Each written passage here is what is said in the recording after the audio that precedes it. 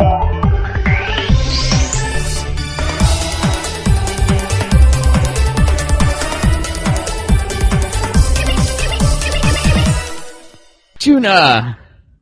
Hello, and welcome to the Saladcast on Wednesday, the 10th of November, 2010. I'm your host, Dan Train. Joining me today, Robert Kemp. Hello. And Zachary Burgess. I'm a bit disappointed with my own introduction there. You just talked over Zach's. I mean, you just ruined his. I was thinking your it was disappointment. pretty shitty. It was like, I always was tempted to kind of wait and see if Rob had anything else to follow up from that crapness. And then he did, at the precise moment when I was trying to say something. Well, if I ruined mine, then I had to, spread the ruinage. Spread the ruinage. You got anything better? Come on. Let's do it again. Joining me today, Robert Kemp. Fantastic. There we go. That's not bad. Not a bad intro. So, how's everybody doing? Fantastic. I see. Ready to talk about some computer games? Some. You've been playing a few games. I wasn't questioning some there. I was actually saying some as in there are some I can talk about, not some. It is stupid. As if I don't understand English. Some? I'm confused by the word some. You confused with it might be a homophone, like I'm talking about maths or something. Some. No, S-O-M-E. Yes. So anyway. So? We're doing good so far. It's genius so far. Well. Okay. Well, usually we have a bit of random banter at the start, but I can't think of anything to say, so we ought to talk about computer games, I think. We're so funny. Oh, yes. Zachary Burgess, why not? I'm sure this will lead to something. If Zach talks about something for too long, I'm sure a random spree will come out of it sometime soon. Well, perhaps we should go for the person who's, just bought a game. How about that? Robert Kemp, I hear you have been playing a bit of Call of Duty. Is that so? Well, I've played about 1 hour's worth of Black Ops. So This isn't going to be an incredibly thorough or detailed or well-adjusted view. Well, do you want to talk about other things you've been playing beforehand first? No, it's fine. I can talk Black Ops. I'll do a little bit of it. I've jumped into the campaign straight away, and I'm starting to play it on hardened rather than normal or veteran as I have attempted it in the past. Mainly because veteran was so ridiculous in the last game. Well, veteran, it's like playing legendary, isn't it? It's like you wouldn't be able to pay attention to any of the story. It's much worse. It is worse. It's much, much worse than legendary. It's worse because it's so cheap, veteran is just, isn't it? Oh, I didn't know what happened there. And it's even in hardened on Black Ops, it's still a bit like that sometimes. You'll go around the corner following your AI counterpart or something who you're supposed to be following. And of course he's fine. But you step out there and there's a hail of bullets coming your way and you're like, oh, I'm dead now. And he's not just fine, he's literally invulnerable, isn't he? So yeah, basically. There are too many, even in the first couple of missions, I've already come across a couple of occasions where it's just, the level of skill and visual acuteness required is just insane. There's a section sort of towards the start where some guys breach a door, and you kill those dudes, which is fairly difficult enough because they're wearing armor and are basically bullet sponges. Takes a while to actually down them, and then you got to try and make your way backwards. And there's some guys sort of out this little window, but they're at such weird angles. There's like a couple of them jump in. There's a couple of them on the roof, which you can only just see through the slightest of cracks where they're standing. And of course they can shoot you with perfect accuracy through this tiny gap. And it's just already the demand is high on the player. And it's like I'm not entirely sure they quite have grasped the concept of what was wrong with the previous games, and that is exactly what you're saying: cheap deaths and computer opponents that are just far, far better than you can be, even with the crazy auto aim. I guess they were expected to stick to the formula to a big extent because Modern Warfare 2 was such a huge success in terms of sales. Oh, absolutely. Well, people get into the multiplayer. That's why it sells, not for the campaign. Let's be honest. Right. Okay. It's the biggest. It's the same with Halo, really. The big following comes from the multiplayer, or the majority of following. I guess that's true, but Halo, you've got the massive amount of there's people who are really into multiplayer, but you still got like people really into the story and the lore and all that stuff.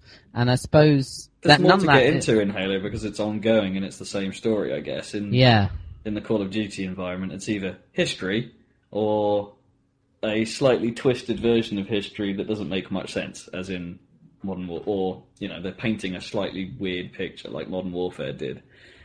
I don't get on with the stories in Modern Warfare. They kind of go too far, And the classic problem that Spooks has, that when they try the crazy-ass, over-the-top, super doom storylines, they never work.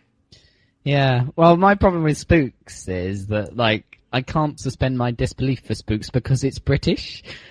So, like, with 24, I'm okay with it being really ridiculous because it's California or something. It's like, for some reason, I can suspend my disbelief because it's like Jack Bauer and stuff. But when it's Spooks doing something basically the same, I'm just like, British people aren't like this.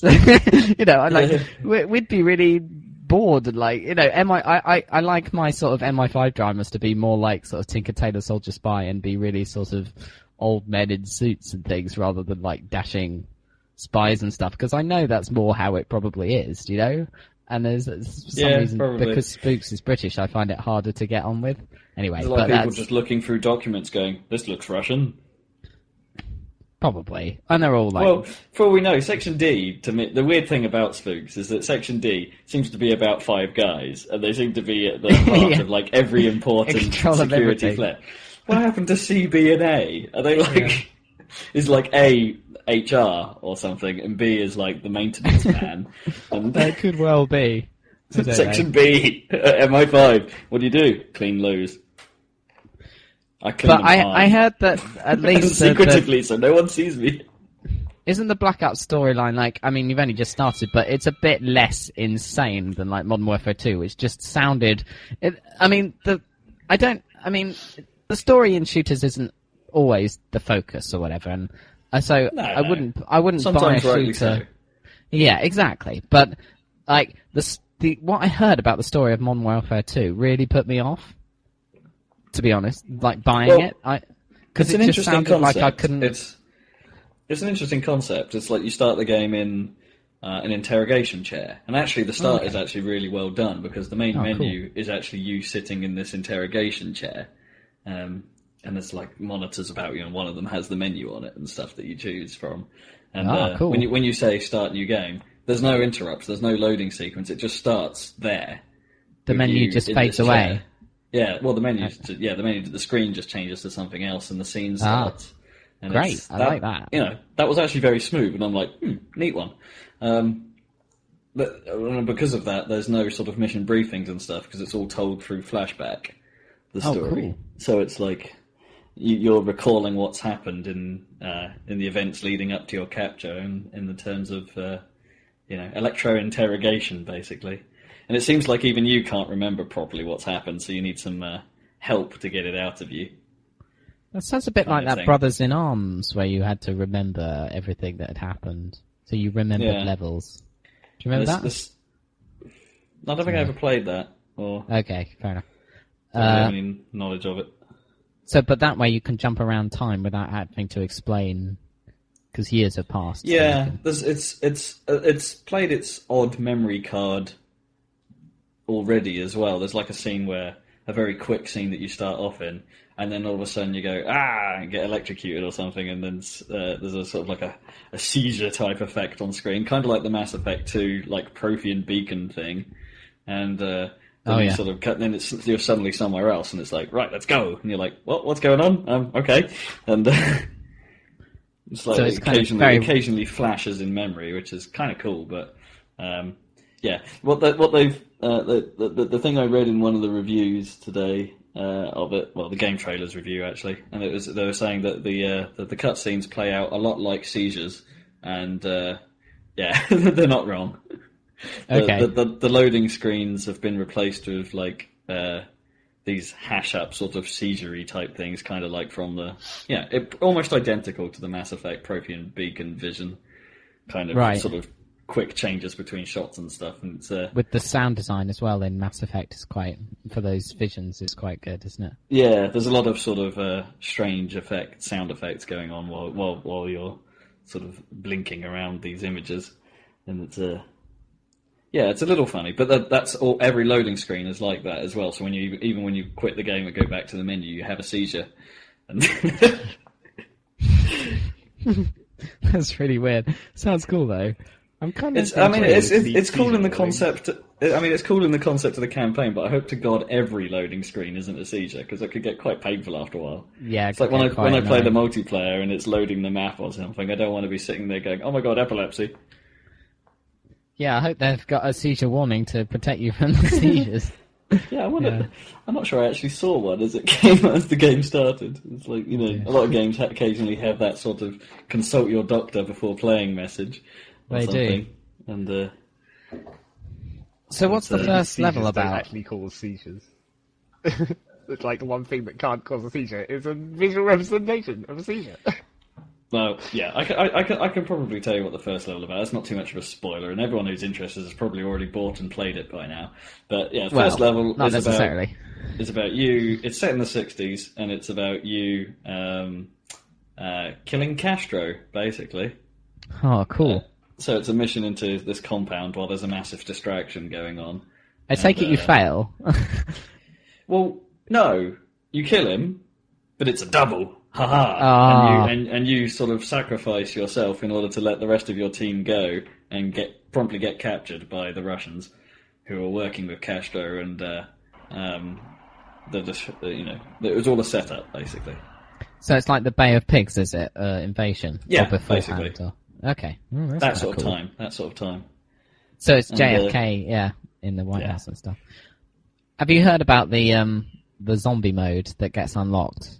Or whatever. Yeah, I mean, from the start, I think. But do you? But you unlock extra maps and stuff.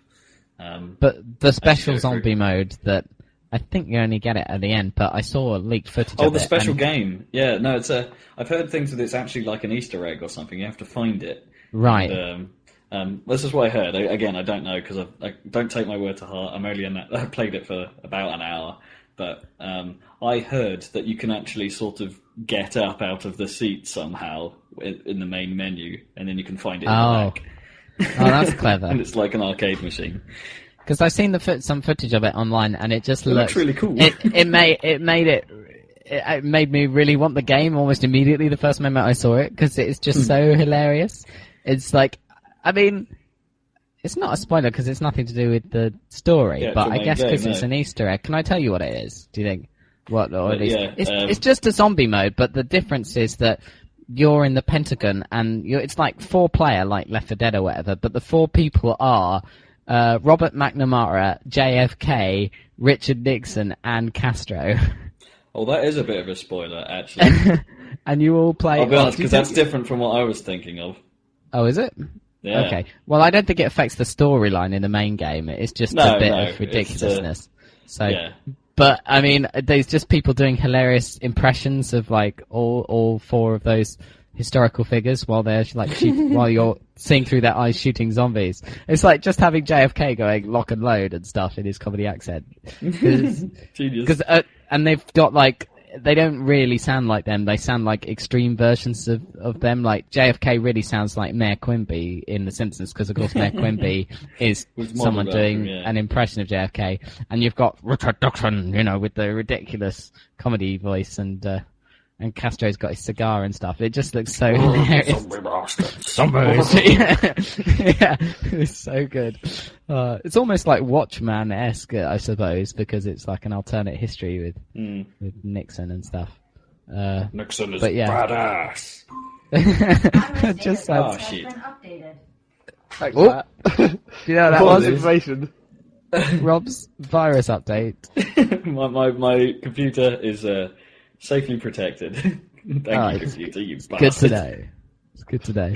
Yeah, Callum, the guy who lives in the room across, he was like, plays a lot of Modern Warfare 2 multiplayer, and he and his friends all went down for the midnight launch or whatever and he got the day off work so that he could play Black Ops all day, you know? He's that kind of craziness. And I went in his room to have a look at him playing a bit of the multiplayer. And the thing with Callum is, it's hard to tell because almost everything out of his mouth is something negative. So he's just such a downer. So it's like, oh shit. But of course he probably doesn't think he probably thinks it's alright. It's just really hard to tell. But he did say, look at the graphics, they're not much cop. And I did look at that one multiplayer level that he was playing, and it did look quite drab. I imagine the single player has a lot of spectacular set pieces and jungles and all kinds of coolness, but it's not bad looking. There's the occasional really awful texture. I'll be honest. There's a bit where you break into a house early on, and you're just like, really? They went for that wall texture? Okay, it's a bit poop, but it's not really a step up from the previous game, and nor is it a step down. So it's. If you take it for what it is, it's fine. I mean, the smoke effects still look lovely. It's been Call of Duty has always been good at doing smoke effects. To the point where they get really irritating when you're indoors. Like, one of the early sections has you fighting in corridors with people taking cover behind stuff. But it's quite dusty in the air, and if it hit walls and stuff, it puts more dust in the air. So seeing the enemy through the dust is really bloody hard. You're basically relying on auto-aim to snap to the people you can't really see very well. Oh, okay. And that's the moment where I think the art direction or graphical style of Call of Duty isn't correct, is that it is often quite difficult to see people.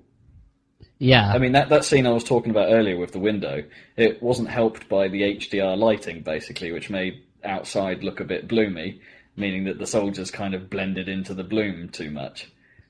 Yeah, that's kind of cool in a way, though, hard. Isn't it? I mean, it's fairly realistic-y, but it just makes the game unnecessarily difficult so early on. And I mean, what you're saying about these people in the windows sounds almost identical to what you were saying about, what was it, the favela level in Modern Warfare 2? Yeah, which is not even really a proper. It's hard to describe, really. It's like a sort of walkway, so it's not really a window per se, but it's. It's sort of out of a building onto a walkway, and then there's people coming, as I say, on the opposite building on the other side of the walkway, and the sort of angles they can shoot through are really tight, basically. It's just a bit awkward. Like the first time you just walk through there and you go, right, what the heck just killed me? Although that marker looked like it came from behind. And it's like, no, it's just someone to the side of you shooting you at a very strange angle. And So do you get any cool weapons or anything in the first bit? Grenade launcher and a normal sort of rifle-y thing. You can nick some AKs if you want. So it's. I'm hearing that there's going to be lots of flamethrowers. I hope so. Because they love their flame effects, apparently. They made flame effects, and then everyone was like, oh fuck, these are awesome. We better use them all the time. Well, have you seen the trailer? I saw a trailer the other day. Well. Yeah, that's true, they do. But I saw this trailer for Battlefield Bad Company 2 : Vietnam something.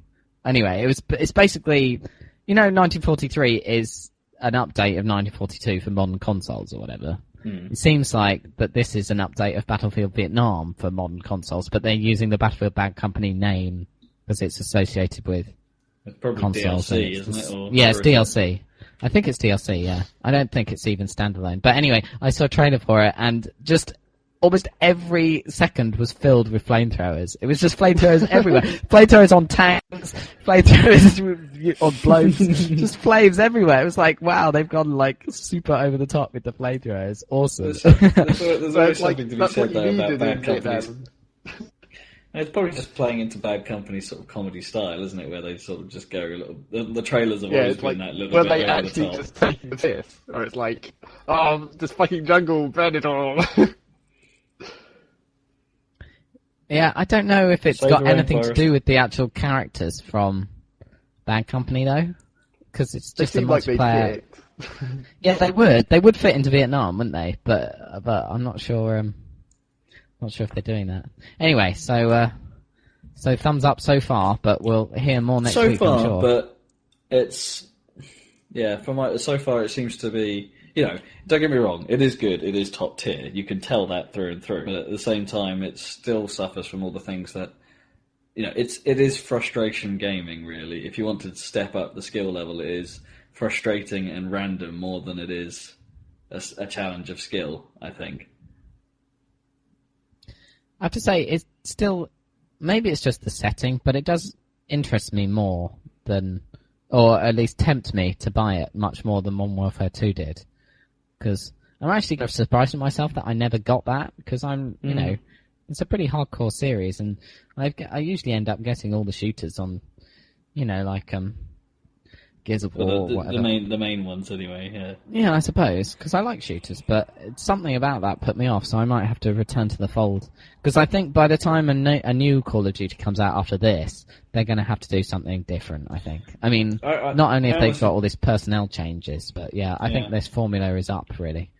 Yeah, it's been milked too much, I think, now. They need to do something drastic, like when they first moved to COD 4, for instance. They need to... Yeah, that was a big shift, wasn't it? They need to do something. I don't think they will, but they need to.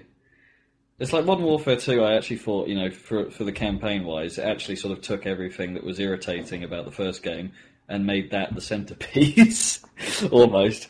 It's like it made the stuff about shooting through smoky corridors and sort of lots of enemies with ridiculous point-blank aim, the normal on Modern Warfare 2, whereas on the first game it was bearable. You could play through most of it on Veteran and it would feel okay. You wouldn't feel too bad about it, but then they just went mental on the second one.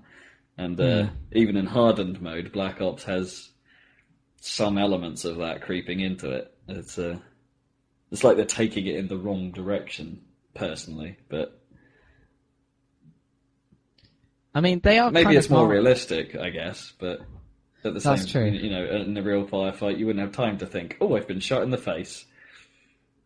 Yeah, but in a real firefight, you wouldn't run across cover, get shot about 5 times, wait, and then you'd be perfectly fine.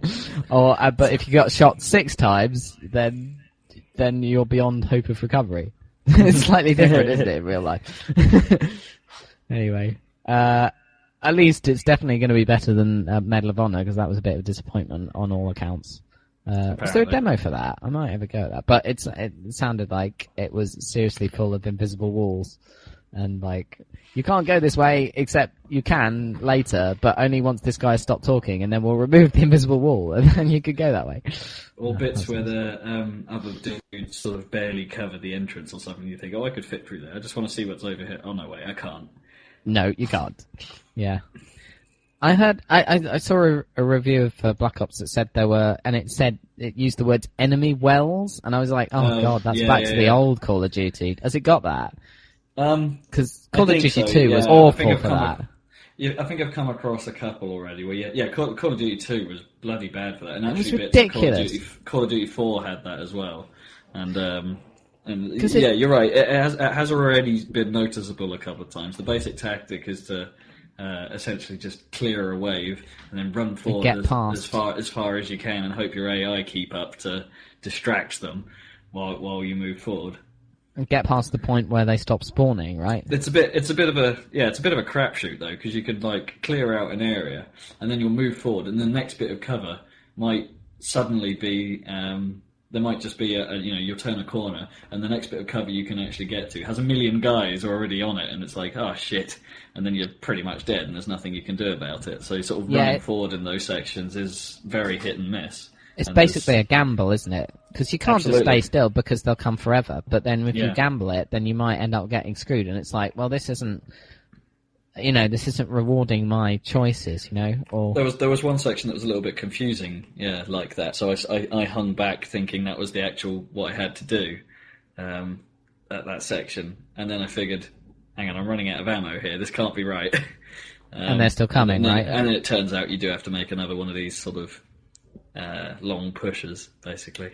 Yeah, to get past that point.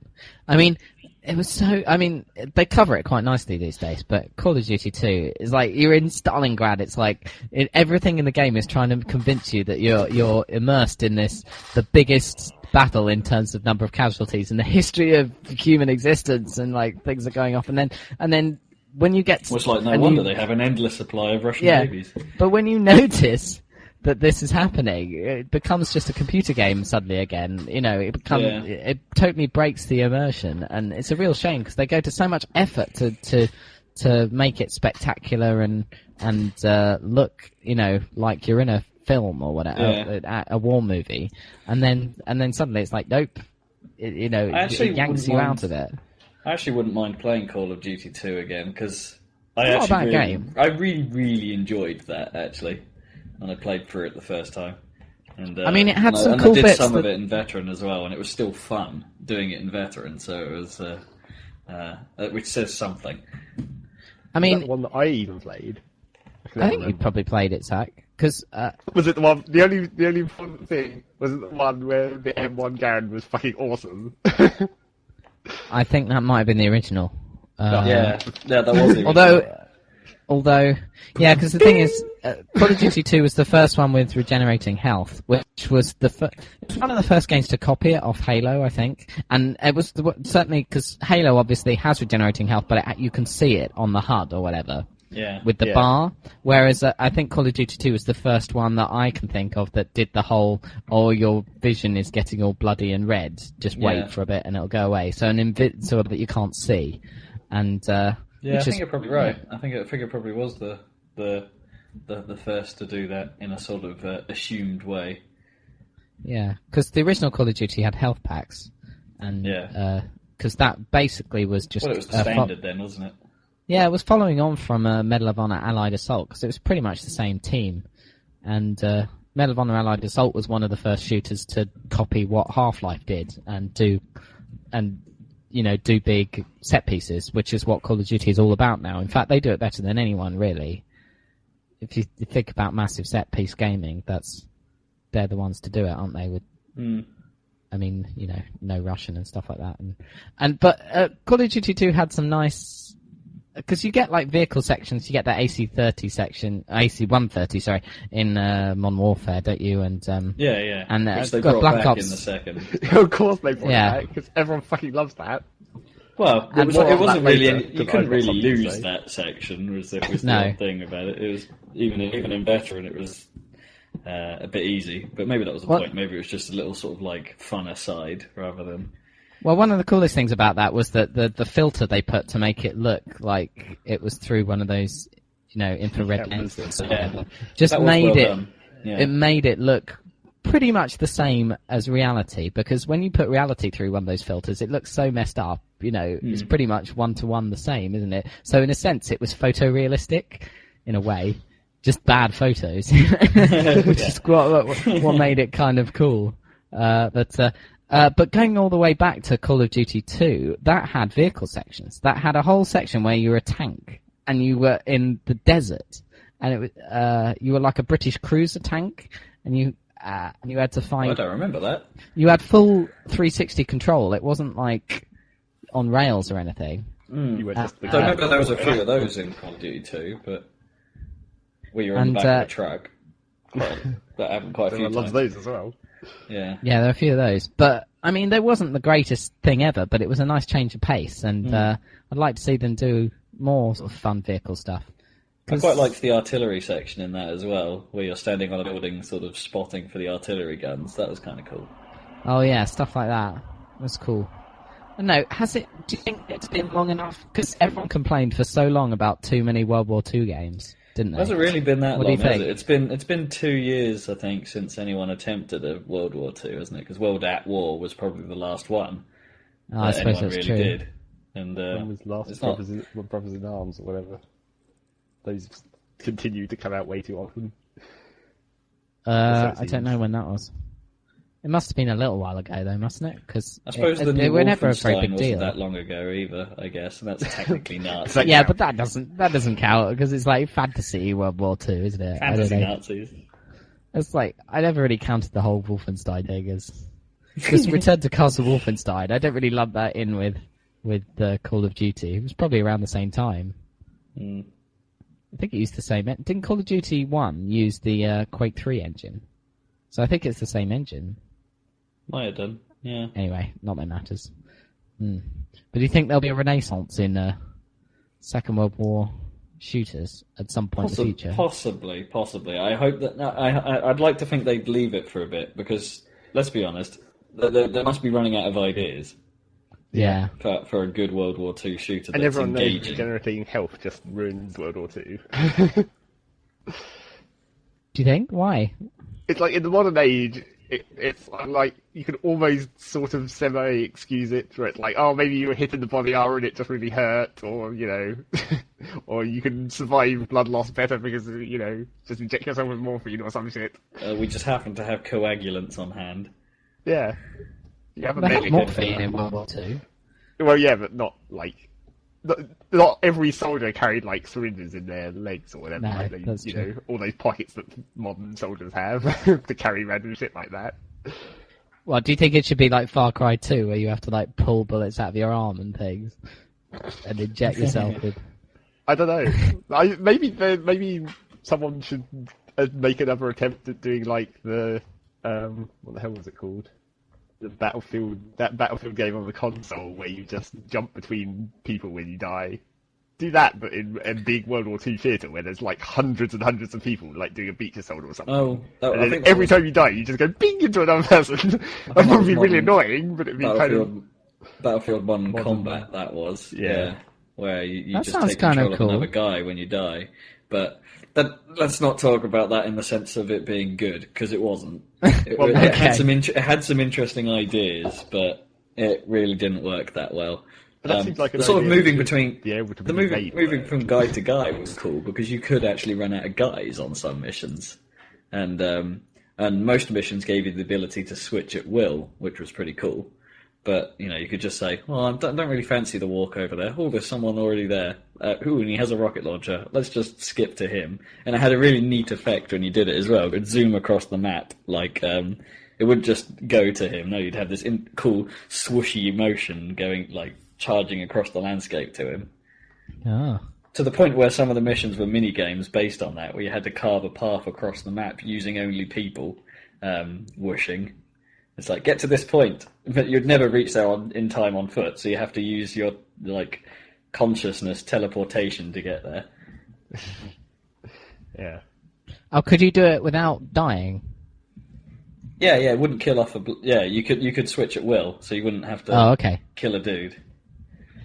It's like Hostile Waters or something, except with people Yeah, a little instead bit, of little vehicles. I don't know. It was quite an interesting concept, and I'm surprised no one really picked up on it. I mean, as I say, the game itself wasn't very well structured. It had enemy wells, things like that across the levels, and it was just, by the end of the game, even on normal difficulty, it was rock solid. And I never finished the last bit, or what I think is the last bit, because it was just so difficult, and you don't get any second chances. If you fail, you have to do the whole mission again. There's no checkpoints. So, and it took a long time, some of them, and it's just it was difficult. It was a difficult game. But, that swooshy effect was so cool at times. There was a really neat one where I was on top of a building, and instead of just I died, and it swooshed me to a guy who was on the ground floor. But instead of just jumping off the building and like the camera just jumping off the building and going straight to him, it took the on-foot route, so it swished rapidly through the building and then through the alleyways around the building to get to the dude. And it looked really cool. Cool. So path found its way around. Yeah, rather than just jumping off the building, around. it sort of took it on foot, which is cool. That's way cool. I like that. So you've been playing anything else before Black Ops? Yeah, we've had quite a lot of conversation for 1 hour of gameplay, so we've nearly talked about it for as long as I've played it. No. Yeah, I've had a number of experiences this week. Really? Things happened. Holy shit. Indeed. Well, one of which was, and this is again a very brief thing, but it was late at night, and I had about an hour before I normally go to bed. Like a great story. Late night experience. It was about an hour before I went to bed, and I had some time to kill, so I sat down, turned on the console, picked up the controller. Oh dear. Turned on the vibration feature and played some Project Goth 4. Sorry, Project Gotham Racing 4. Okay. Yes. And because it's been so long since I actually properly sat down and played one of those games, I found it really refreshing. Oh, interesting. I've been thinking about popping in a PGR3, but then I keep thinking, no, because that's so old and so close to the launch that I'll just think graphics are pants, I should really be playing PGR4, but I don't have it.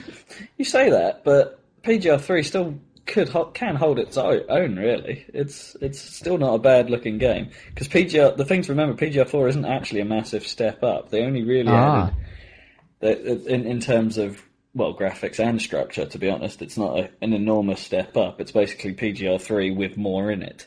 Oh, that's cool. Okay. Bits of the graphics look better. For instance, the cars, the motion blur was the big thing about PGR3. It introduced.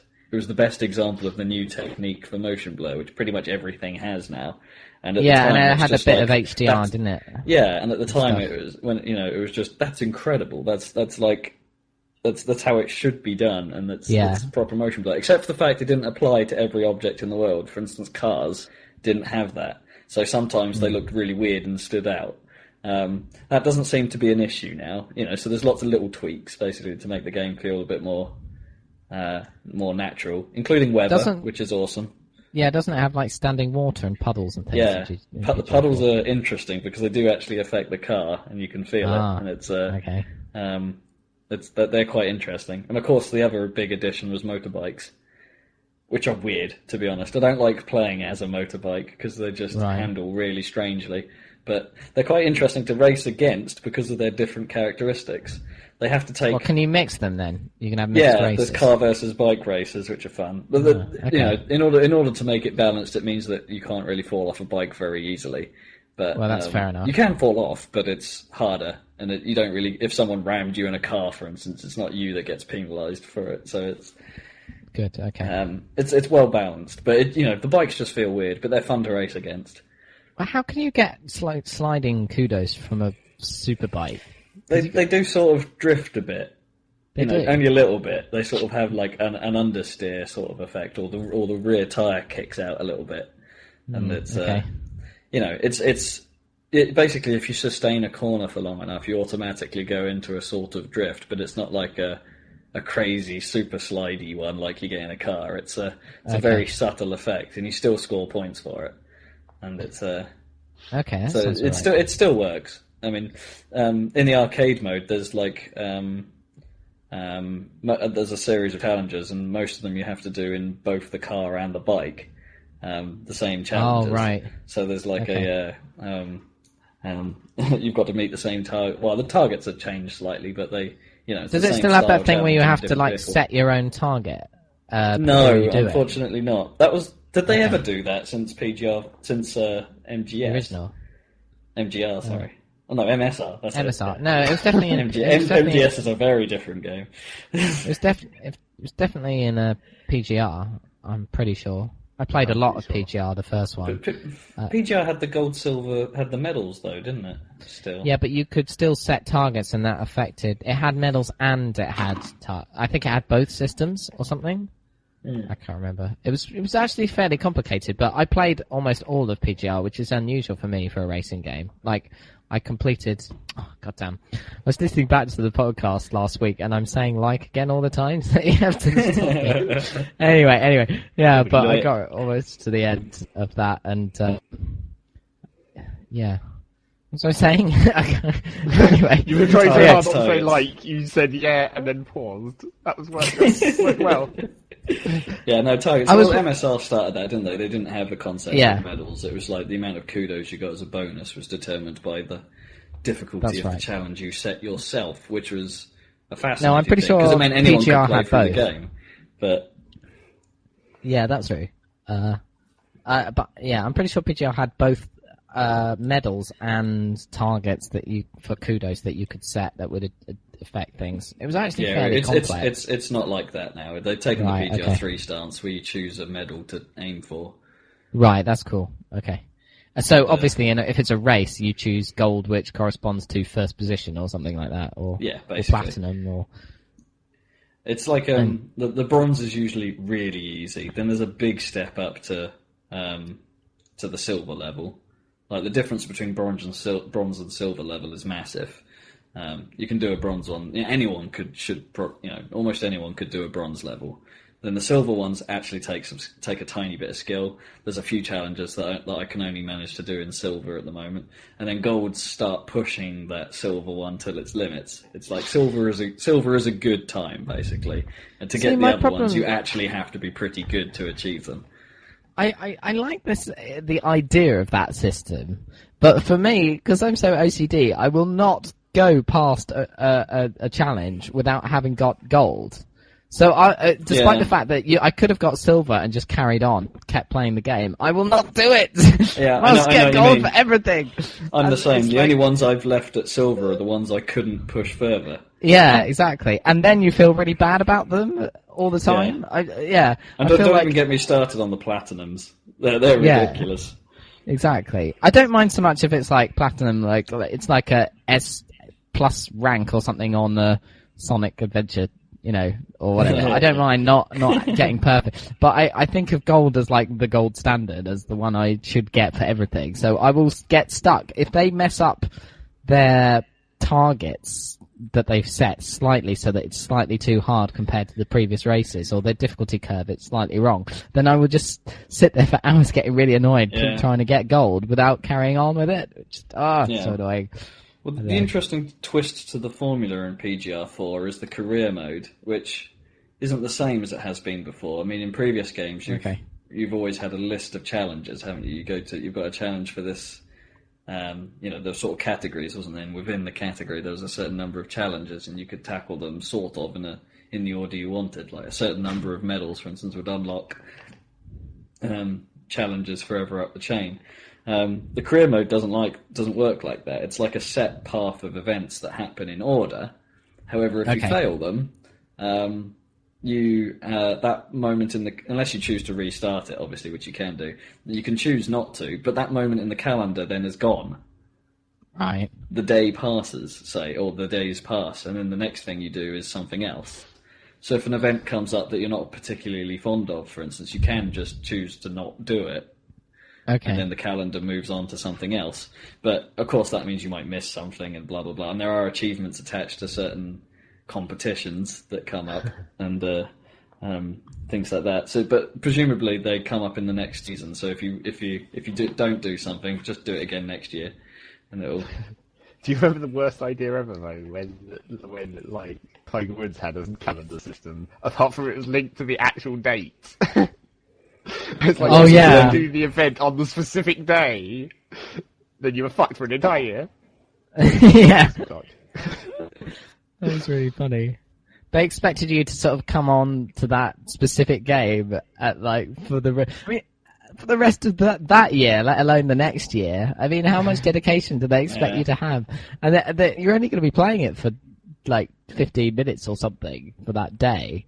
And so you'd have to look at the calendar in the game and write it into your actual calendar. As in things to do. I've got to go on PGA. It's not even connected to the internet, and you still think, I've got to go on Tiger Woods PGA Tour 2003 on my GameCube. Make sure I plug in the right disc because there are two. And was there 2 and 3, or was that only 4 that had 2? I think it might be 4. That I think you might be right. I think you're right. I think was there 2 and 3? Well, my problem with that was that you had those events that would skip holes between the courses. On different courses on different discs. So every hole you had to change the disc. They didn't even figure ahead just to make them all on one disc and then switch and then all on the other disc. No, the GameCube port was fairly lazy, wasn't it, really? Because they obviously designed it for Xbox and PlayStation where the bigger disc sizes were. It's true. It's pretty funny. So in PGR4, so the bikes, is there a cockpit view for bikes? Does it like swing wildly? Yes, so you're, like, yes it does. Awesome. Does that give you a headache? It does become sicko vision, yeah. That's awesome. I like that. That's cool. It's actually it's slightly easier to control actually in that view, but you still don't want to do it because you don't your surroundings are important. I don't know. Project Gotham's not one of those games I want to play with the wheel, nor do I want to play it in cockpit view. It's actually one of the few racing games I actually still prefer to play in the sort of third-person view. Yeah, which is odd. I mean, I can't really understand it because it is a sort. Although it's got arcadey handling, it's still a bit of a sim. It's not totally, out of the realms of realism. And it's like, for some reason, it just doesn't make me want to use the wheel. Mainly because of the stunts and stuff you have to do, and knowing where the rear end of your car is fairly important. Yeah, I get what you're saying. I think it is a bit more arcadey though. It's not like Forza. You're not going to get that feel from the car, are you? But that's okay because I like arcade races, and I think it strikes a nice balance. PGR on a different level. I mean, Forza strikes a nice balance as well in that you can make it really realistic or you can turn it down. But I think PGR just hits a point in that arcade style and just sticks to it because it's not Outrun or something. Genuinely arcadey. It's not mental. Yeah. I think it's a nice balance on PGR. It's not Ridge Racer. Yeah, Ridge Racer is just weird. Turn the opposite direction into the corner. Yeah, let's path movement around them. Yeah. That tracks on the N64 version of Ridge Racer, where the only way to really get through them was to pull a 360. And it's like, sorry, what? As you go through the chicane, you're actually just spinning it about 360 degrees. Oh, freaking I mean, it does look retarded, but at the same time, you can't help but smile. There are bits of Ridge Racer that are just fantastic. Ridge Racer's a weird one because they've never quite got it right how it handles. Except for they did the one time, and that was back in Ridge Racer Type 4, which was a fantastic game, and they got the handling spot on because it wasn't. Even the sliding mechanics weren't particularly pathy, but they introduced grip cars as well that you could handle in a sort of different way, that weren't slidey. And and that was fantastic. The handling of that game was brilliant, and I played it a lot, and it was, it was very good. And they've never bothered going back to that approach again. Every subsequent game has been classic Ridge Racer path movement sliding. I have to say, I really enjoyed playing Ridge Racer on the PSP. It was a launch game, and I guess that had the pathy thing. Yeah, that was pretty good. I thought it was a pretty good game, the series. Because, I mean, soon after that, you had Ridge Racer 6 on the console, which almost wasn't even a full. It looked kind of cool. It borrowed a lot from the PSP game. Didn't it did, the same mechanics. And if you put those same mechanics onto the 360, it doesn't feel right. But somehow it worked on the PSP. On the handheld, yeah, I know what you mean. Yeah. I know exactly what you mean. It was Ridge Racer 6 was alright though. I managed to play through a lot. There was a lot to Ridge Racer 6 as well. Well, it had that sort of hex system, didn't it? So it had a million challenges. Yeah. Yeah. And it went on for ages. I think my friend played a lot of it. Yeah, I managed to get through it in the end, but it does take an age. Weirdly, I don't know why the Ridge Racer has reminded me of it. Well, actually, probably because Ridge Racer 7 has 3D DLC available on the PS3 now, so you can play Ridge Racer 7 in 3D. When did Ridge Racer 7 come out? Sorry, I'm ignorant. Oh, it wasn't that long after Ridge Racer 6, to be honest. Oh, right. Well, it wasn't. It's not a new game then. That's not quite right because Ridge Racer 6 was out before the PS3 launch, I believe, because it was fairly close to fairly soon after the Xbox launch, but it was soon after the PS3 launch that they made 7, which essentially was 6 for the PS3. They didn't change. Oh, fair enough. Right, okay. And it's and they've added a 3D mode to it. But what that reminded me of was that Black Ops mysteriously has a stereoscopic 3D option hiding away in its menu. Yeah, it's like, why isn't anyone really shouting about this? This is... They have talked about it, but I don't think they're shouting about it, probably because it's not very good. But they have talked about it. It's not like a secret, I don't think. No, it's a weird one, because I haven't really heard much about it, and I just saw that and I thought, really? If that works, if you get a chance to try it, yeah. Well, yeah. I mean... the problem is it's on my Xbox, and I think in order to get it to work, you need an HDMI-enabled Xbox. Oh, okay. Because you need to be able to send the correct signal to 3D telly. Yeah, I think my brother does, yeah. Might be able to try it. If I can borrow his Xbox, take it into work, and fire it into a Sony 3D TV and see what happens. That could be interesting. Yeah, or someone else might have one. But, it'd definitely be worth a look. I'd like to hear a report on that. It's just a surprising option. So anyway, PGR 4, actually found quite refreshing. There's not many games that can get away with running the radio station to jazz. What, it did it for you, did it? Well, yeah, the first thing that came on when I started playing the game was Beethoven. So it's like, actually, you know what, that's cool, I'm leaving that. It's sort of strange. You're not classifying Beethoven as jazz then, right? No, there was jazz on the radio as well, that came next. But I sort of said, oh, enough of this, and after a while I thought, what else we got? And then the jazz station came on, so I left that on. And Smooth jazz. Yeah, there's not many games that can pull that off, but PGR does it so well. Although I wish to bring back the radio from MSR.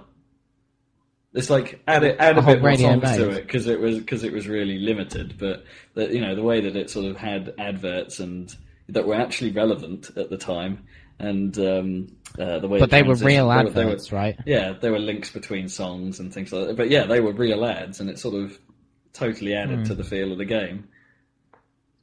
I don't know, because at bring this back point... the real-time thing. That was awesome as well. I think I've mentioned this before, but I loved how MSR had, when you went to a city and you played there, it would be lit based on the actual time in that city. Yeah, that was really cool. I mean, it did mean that idea. you saw Tokyo at night all the time and in London during the day. Yeah, I mean, at the end of the day, it was an option. TNT. You could choose to play arcade games outside of that timer. I mean, the career was all set up like that, but you could do a single race at any time of day you wanted. And I wish they just had that option in PGR4 now that it has sort of time of day settings and the weather stuff and things. They could have done something really clever and had, it's currently raining over there. You might not want to do these events. Or do them for bonus points if you're hard. Yeah, exactly. I think they missed a trick there.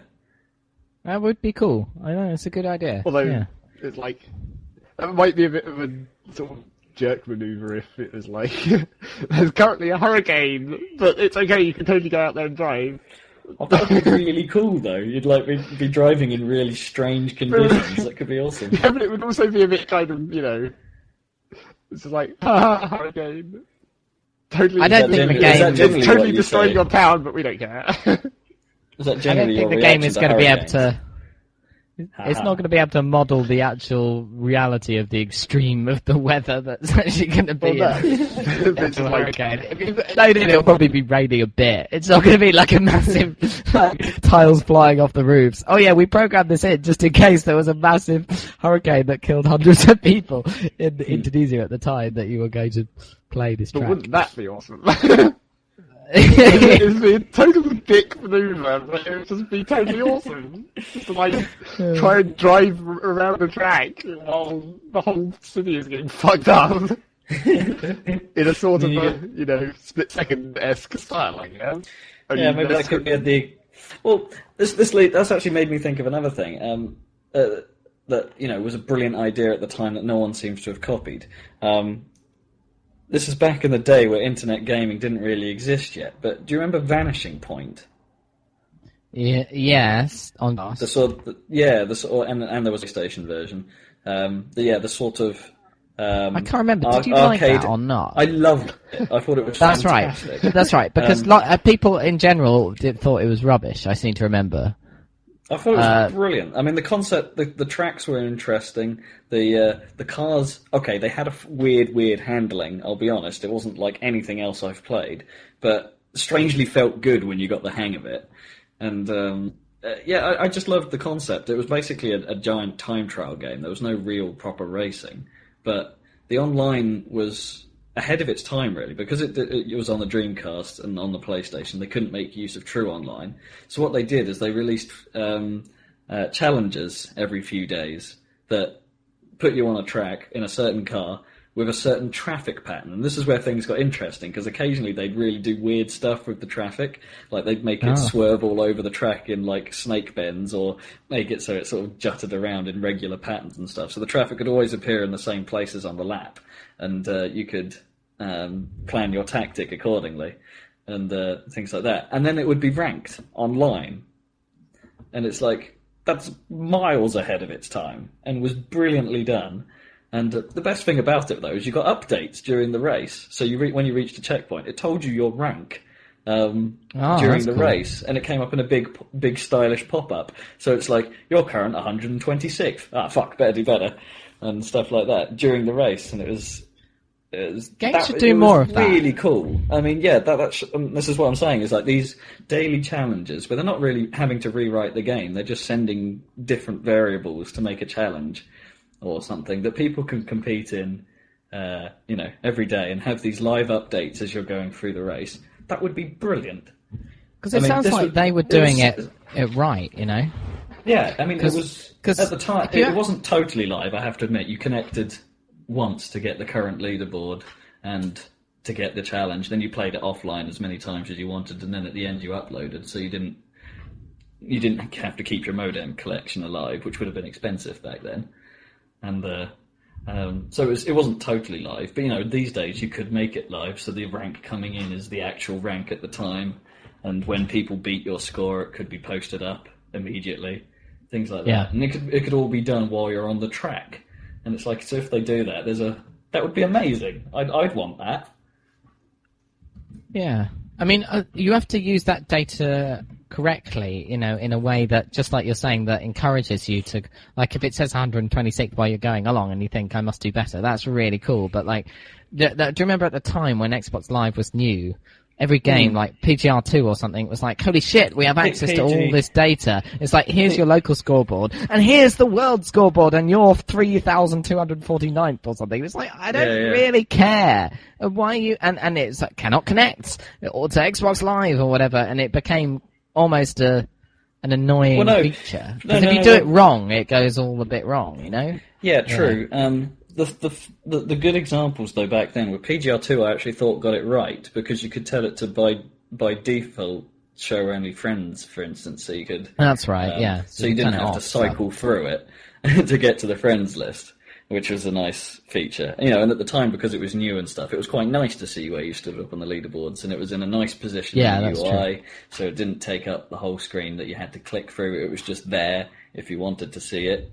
It was a really nice design, and there's not been many better designs since then. I mean, even PGR 3 and 4 makes the misstep of, at the end of a race, it gives you a full screen ranking table, like fills the screen. It's like, don't really want that. I just want a little update in the corner to see what it is. If I was going for the ranking, then I'd give me the option afterwards to show the table in full. But it's not why I'm playing the game. It's not why I'm going through. And I'd like to be able to set that to show me my friends' times by default. And remember that, if I'm not interested in my global ranking, because let's be honest, on those things, you're never going to be number one unless you're a real shut-in and amazing. Yeah.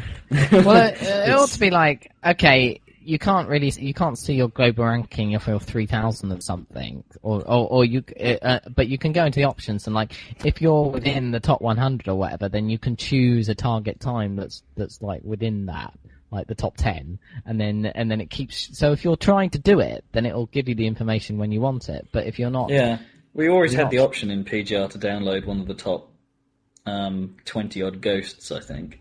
Oh yeah, for any challenge that they were automatically uploaded, which was kind of cool. Cool. That's right. I mean, Forza did it well as well, in the sense that had that, and as you said, when you were in the menus just browsing around, there'd be a little portion of the screen set aside to friends' times and things like that, so you could just choose an event based on who'd beaten you.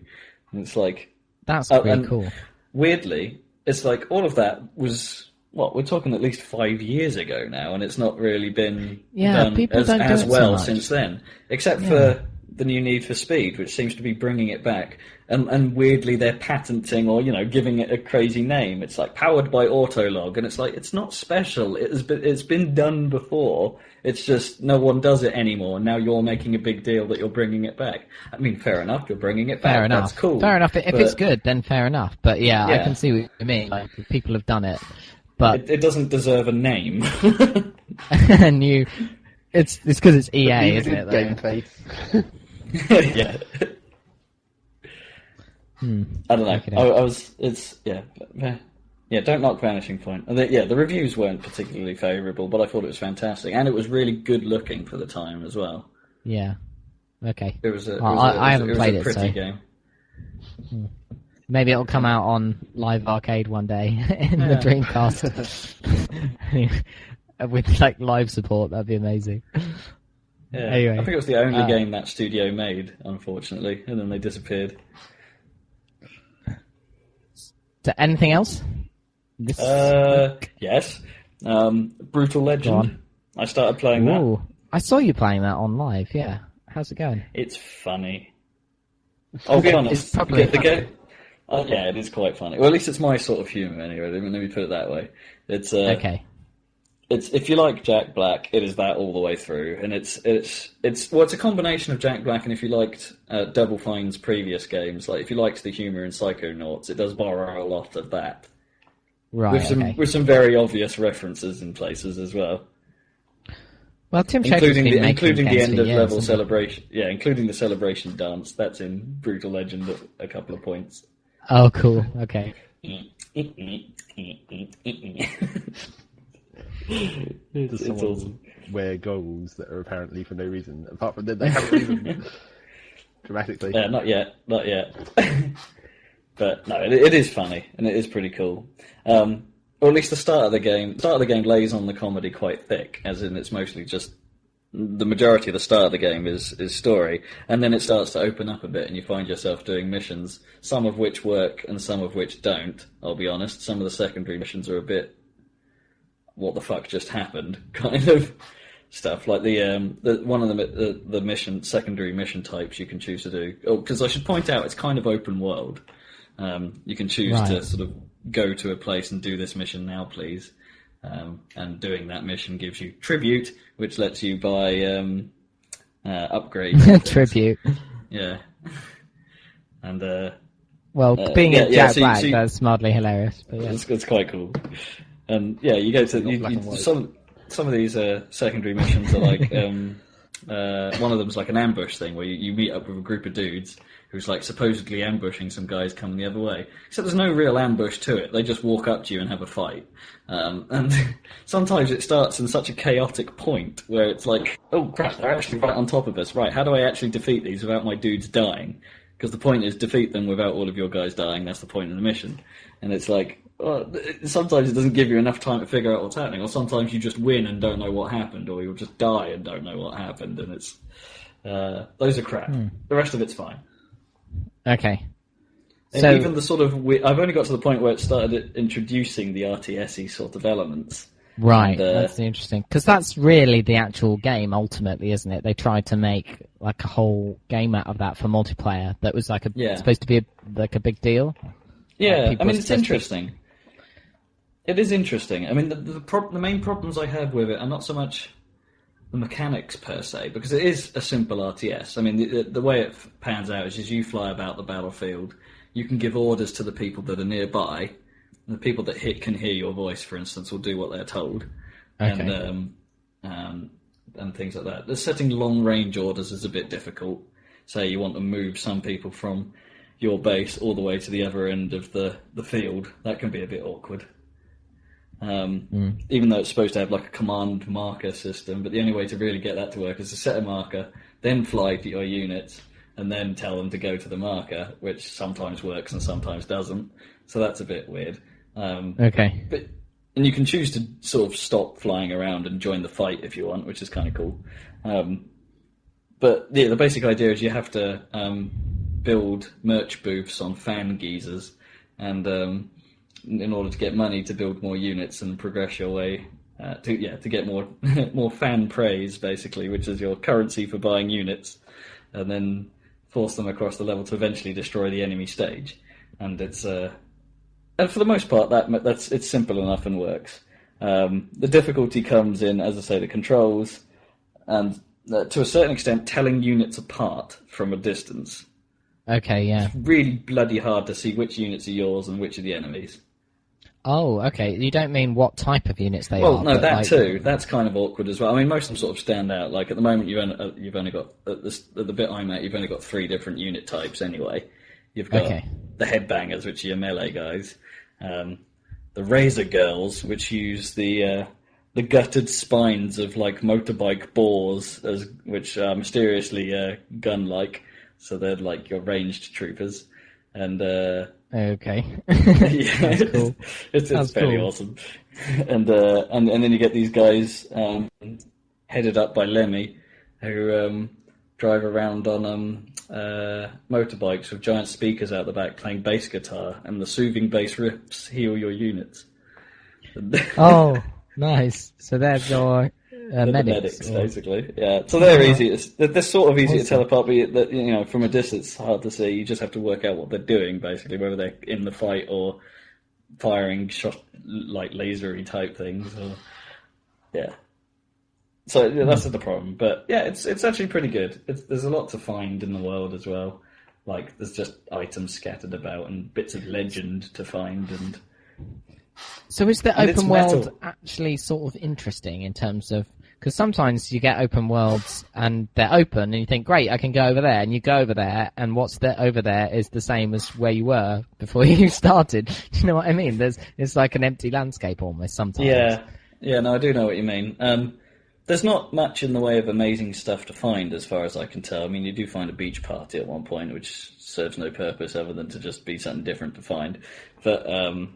I mean, you know where all the missions are generally. They're like marked on your map, and but there are like things to find. Like there's hidden serpents and things like that. Like that once you find and free, you please the gods, and the gods eventually give you upgrades and stuff like extra health and things like that. And so that they have a purpose. Like the legends have, like the only reason you'd find those is because they because they reveal some of the backstory of the world, which is again kind of weird and kind of interesting, involving fiery carpets. And there's you can find like markers that give you a viewpoint of like the fancy architecture of the world, like giant sword statues or. Like massive rock formations that just happen to be in the shape of someone playing a guitar solo. Awesome. So you can find those for tribute, and yeah, so there's some exploration involved. There's not usually a find anything to do per se, just to find something that gives you a bonus of some kind. So it's like, look, we've made a cool art asset and put it into the game world. You have found it. We give you money or the in-game basically. Money Things like that. Rather than like it being a mission that you find or an event or something. Yeah. I don't know. Like maybe there are some Easter eggs like that. It wouldn't surprise me if they were, but at the moment, but they'd be Easter eggs rather than normal gameplay, right? Yeah. They're not required. Let's put it that way. You don't just find stuff. You know exactly where you need to go for the next bit of the story, for instance. At all times. Cool. Okay. And it's clearly marked on your map, and the secondary missions are all marked on the map as well, and. Oh, and Ozzy Osbourne. He's a fucking legend for lending his voice to this game. Yes. His character is awesome. Well, basically, this isn't much of a spoiler, but the first time you see him, he just turns up and goes, "It's about fucking time." Oh, freaking genius. Brummy accented Prince of Darkness. He's the guardian of metal. I'm the fucking Prince of Darkness. No, I can't do it. Sharon! So, you know where you've got to go for the next thing, and so is it one thing and then the next thing? You don't get like... The story progression is linear at the moment. Right, it's linear, okay. Fair enough. I don't think it's really going to go outside of that. You can choose to do the secondaries whenever you want. Yeah, cool. Because they don't really push anything. They're just extra things to do. But some of the secondaries are kind of cool. Like you get car races and stuff because the vehicle... the Deuce, aka the Druid Plough, is your main mode of transportation about the world. So there's the occasional race in that, and or the occasional hunter mission where you have to just go and kill a load of basically a grind quest. But you can do that whenever you want. So you'll just get as you go through, and some turret type stages and things like that. And it's there's enough variety to keep you interested. Seems like the Deuce is kind of a tribute in itself to the Bone Wagon to an extent, isn't it? Or a little bit. Grand Fandango. That was Tim Schafer, wasn't it? I think it might have been, yeah. Yeah. Anyway. So I've been playing that. I don't want to sort of say too much about it because it's like Psychonauts in the sense that it's half of the awesomeness is just discovering the world for yourself, and it's just... the randomness of it and the awesomeness of it. Oh, a seriously awesome soundtrack as well. Has to be said. Cool. It's It's making me want to listen to old school metal. Excellent. Well, that you can't say better than that, can you? Because I have a little bit of trepidation about, too much metal. But if it's making you want to listen to it, then it's got to be good. Yeah, it's a very good selection of metal. Let's be honest. It's Excellent. not it's not particularly obscure stuff, but at the same time, it's just really good stuff. And it's not like incessant thrash metal. It's like a variety. No, it's proper sort of. As the game makes fun of at the very start of it, it's like 70s metal, like the Black Sabbath era, and cool, and Motorhead, and because they pretty much invented heavy metal, didn't they? Black Sabbath, pretty much. Yeah. Because it's all that era. Because the guitarist in Black Sabbath, Tommy Iommi, I think. I don't know how you pronounce it. Anyway, he got his fingers chopped off by a machine. And pretty much, well, he's got the end of his index finger chopped off, the one used for fretting notes on the guitar. But this is before Black Sabbath became big or whatever. So he ended up putting little thimbles that he made for himself out of melted washing up bottle or whatever onto the end of his fingers, and that's how. And he just played bar chords or whatever, so that's why you get that na na na na na, because he fucked up his hands, so he can't play guitar. He can't actually play it. Yeah. So it's really interesting. That's probably where metal. The sound came from. Yeah, it's well metal, isn't it? It's awesome. Before metal was metal. I've broken myself, yet I must play. Yes, it's freaking awesome. Anyway, so yeah, right. I'm gonna move on to Zach. I think after an hour or so. It's good stuff though, Rob. It's all right. I've pretty much run out for now. Are you gonna keep playing Brütal Legend then? Oh, definitely. Okay, don't get too distracted with Black Ops and stuff. Plow on with that because I want to hear more about. One final thought as well. An hour of Black Ops. Yeah, I know. You want to hear more about that? Yeah, we will. Yes, that's true. I'm sure we will. That's also a newer game, so it's relevant. I have one last thing. Oh yes. And this is a quickie. Burnout Paradise. Seriously, not as good as Burnout Revenge. You sure? Okay. Yeah. Positive. Yeah, Okay. I'm still sure. I don't like it as much as I liked Burnout Revenge. Okay. No real. Well, yeah, the open world stuff doesn't work as well as the actual proper stages. It sounds like Need for Speed Hot Pursuit might be the ticket, to be honest. I don't know. I was a bit disappointed it doesn't run at 60 frames per second. Does it not? Criterion's normal work. No, you've played the demo. It's a straight 30 frame job. Yeah, I wasn't really paying It feels a attention bit to that. weird. It doesn't really sort of. Yeah. The handling feels like it's designed for super fast, slick frame rates and super slick. That's true. In general. But I have to say, the kind of drifting in that, I was thinking about it again, and I think the drifting in Need for Speed, the demo, it felt better than the normal Burnout drifting. It felt cooler. True. It's easier. Yeah. It's more controllable. Yeah, it's more controllable and more fun, I think, than the Burnout drifting. So definitely, I think that's a good thing, I think. I think Need for Speed's draw will come from the multiplayer. I gotta be honest, I wasn't massively impressed with either of the demo levels. It's they're Right. okay, but they're not. It's like I said, isn't it? Yeah. Yeah, it's Chase Really. HQ for the cops and Burnout for the normal races, yeah. and it's there's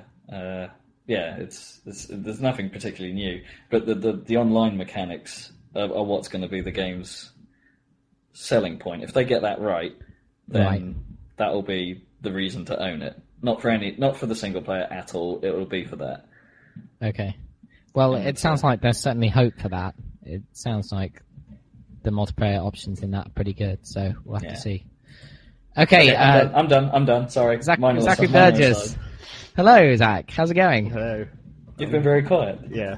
Well, quiet. that's not normally happens. I doubt you'll be saying much in a minute or two. Well, we shall see. What have you been playing, Zach? And I was going to say, I'm getting a bit of burgly sound from you, Zach, as if someone's watching iPlayer in the other room. It might be me, sure but they are. Okay, yeah, My but internet has been absolutely shite the last month, at least. If there's probably. anything you could do to improve it before you start talking, then do so now. But otherwise, what have you been playing? I'll just keep talking. Maybe I'll start sapping their connection. That will probably work. Okay. Go for it. Dan will just have to shout lag if anything happens. Yeah, well, it's if not I suddenly lag. It's, disconnect, I'm sure you'll there know. isn't lag. It's just like burgliness, and it'll probably come out on the recording. But anyway, Yeah, that weird Anyway. noise of compression going wrong. exactly that exact noise. Anyway, and if you're hearing that at home, listeners, that's the reason. My God, So, that is the reason. Go ahead. Because BT is retarded. Name drop for them being shit. So anyway, BT.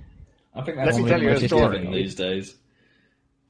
let me tell you a story about how I can't not buy games. Do we have to gather round, children? Go around, no, I Trevor, think for the stay story. Well, basically, Fuck off, children. yeah, children can stay away. Stay where you are, children. Don't come any closer. I don't want your cooties. So basically, when I started playing Supreme Commander again, it was sort of because someone had been talking about it. And then before I actually started playing Supreme Commander, I was like, oh yeah, there was that Supreme Commander 2. It was like, oh, maybe I should look at see if that's cheap or whatever.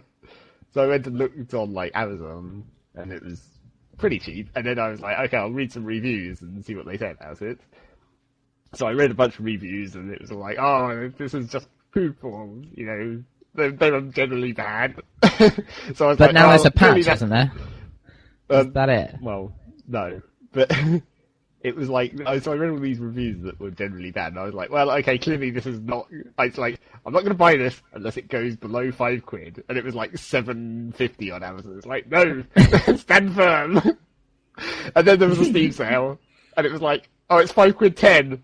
Fuck. I'll have to buy it then. Okay. No, but I was listening to like the PC Game podcast, and they're saying it's patched to the point where it's basically like Supreme Commander 1 instead of being It's not like it at all. was. Oh, okay, go ahead.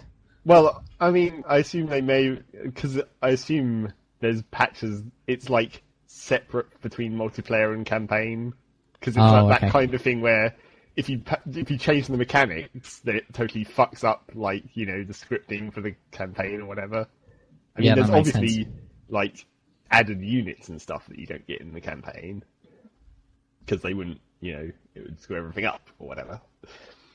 But yeah, it was just so I had to buy this thing because it was too cheap, and it was like, oh, god damn it. Well, never mind. Guess I wanted something to do. So, yeah, I went to play Supreme Commander 2, and it's not that great, really. It's definitely not it's like, it's another case of, in the same style of almost Black and White 2, like I said about Black and White to Black and White 2, where it's like they simplified it, but then they went too far. It was like, oh no, you've actually lost the bits that made it a good game in the first place. Like, it's like the whole...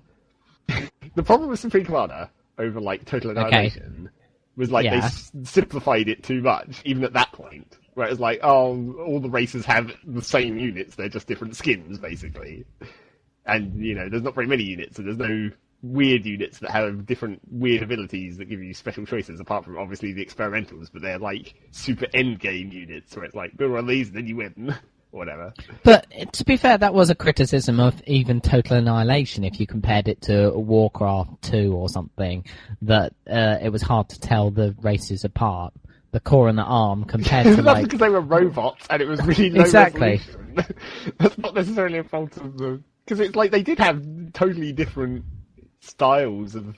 It's like the first like miniature robot you get on both sides, where the arm has the Pee-wee that has rapid fire, so it doesn't matter if half your shots don't miss. But then the AK is like single shot, but it does loads of damage.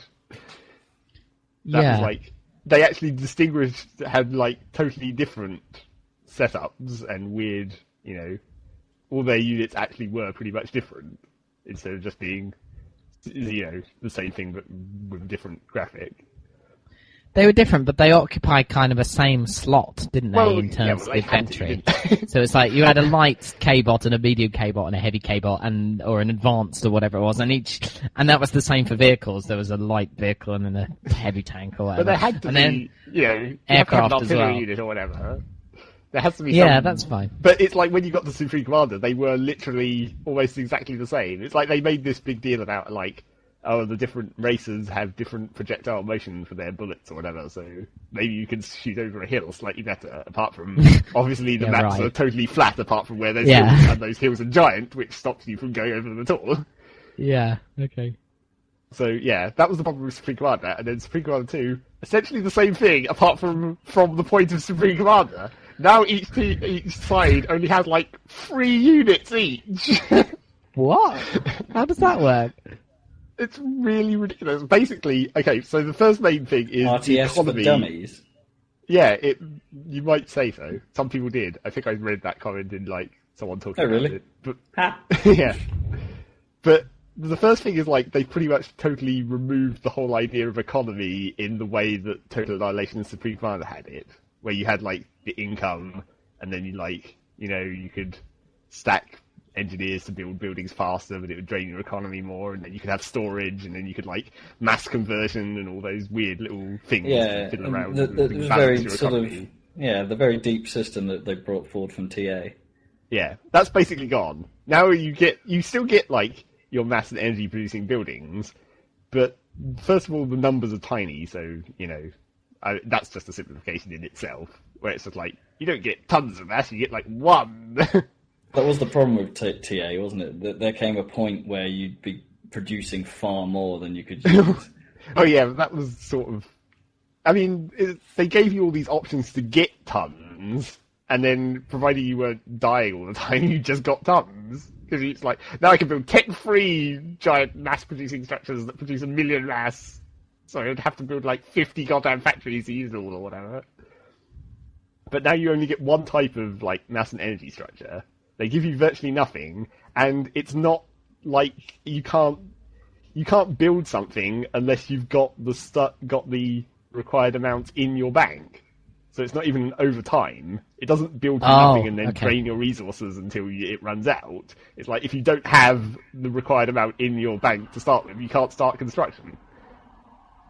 Which is and you can't really queue. Can you not queue up the construction then? You can, and then it really fucks you up because then the thing that has the lowest cost gets built first. So over you've got your commander building defensive turrets somewhere, and you've got a factory producing tanks, and you've got a random robot trying to build a mass deposit, and the mass deposit doesn't get built for ages because the goddamn tanks are cheaper than the mass deposit, so it prioritizes the tanks because they're the first thing it can build. They're cheapest. It's oh! But it doesn't improve your economy, does it? That's a bit crap. It should just do it in the order you told it to do it.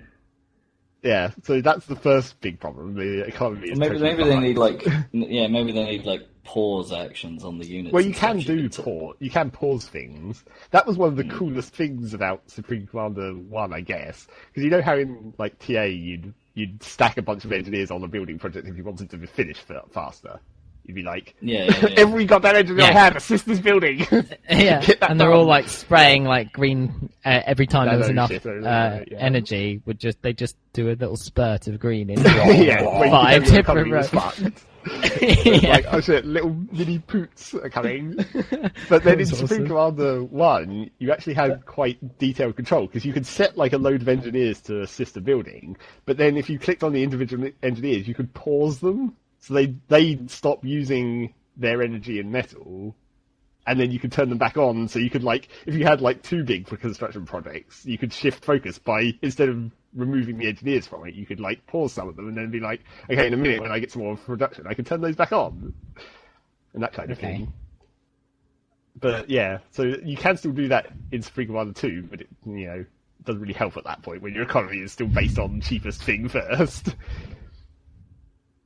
Yeah, so that's the first problem. And then you got the units, where it's basically you have virtually no unit choices. It's 3 or 4 land units per team, and then 2 aircraft or something. And the way you differentiate them is by research, which is this third resource. Basically, it's a really weird. What, you have research as a number, is it then? Yeah, it's you gain research. Basically, you gain research over time. You can build research labs, which increase the amount of research you're gaining over time, but then you gain a lot more research if you're fighting things. Right. So you're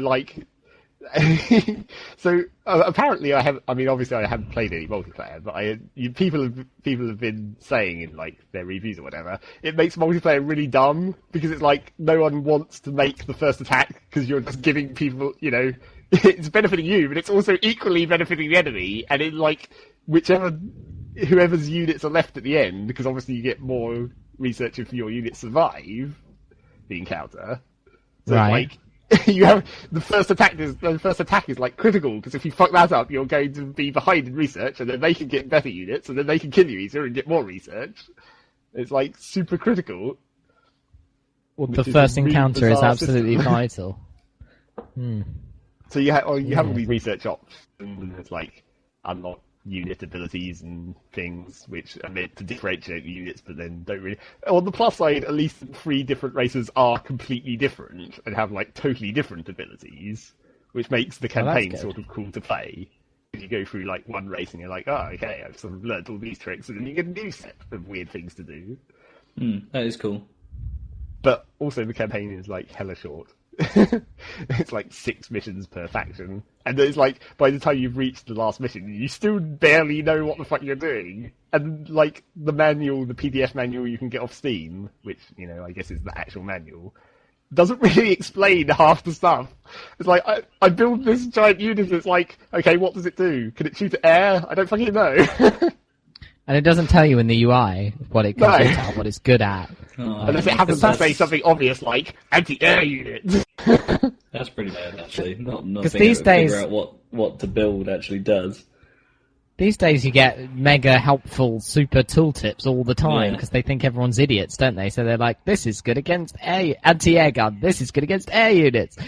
Yes, I know. Yeah. It's like, but there are some. It was definitely a problem I had where, particularly towards like the last mission of the campaign, where it's like now they give you everything, and so you get like 2 or 3 new experimental units that you've never seen before in the campaign, and it's like I don't know what these do. Nothing's telling me what they do. It's like on the last Cyber mission, you unlock like the attractor or whatever the fuck it's called. Is it called or is it just called the unit magnet? I think it's just called the unit magnet. So basically, you build this thing. It's just like a pillar.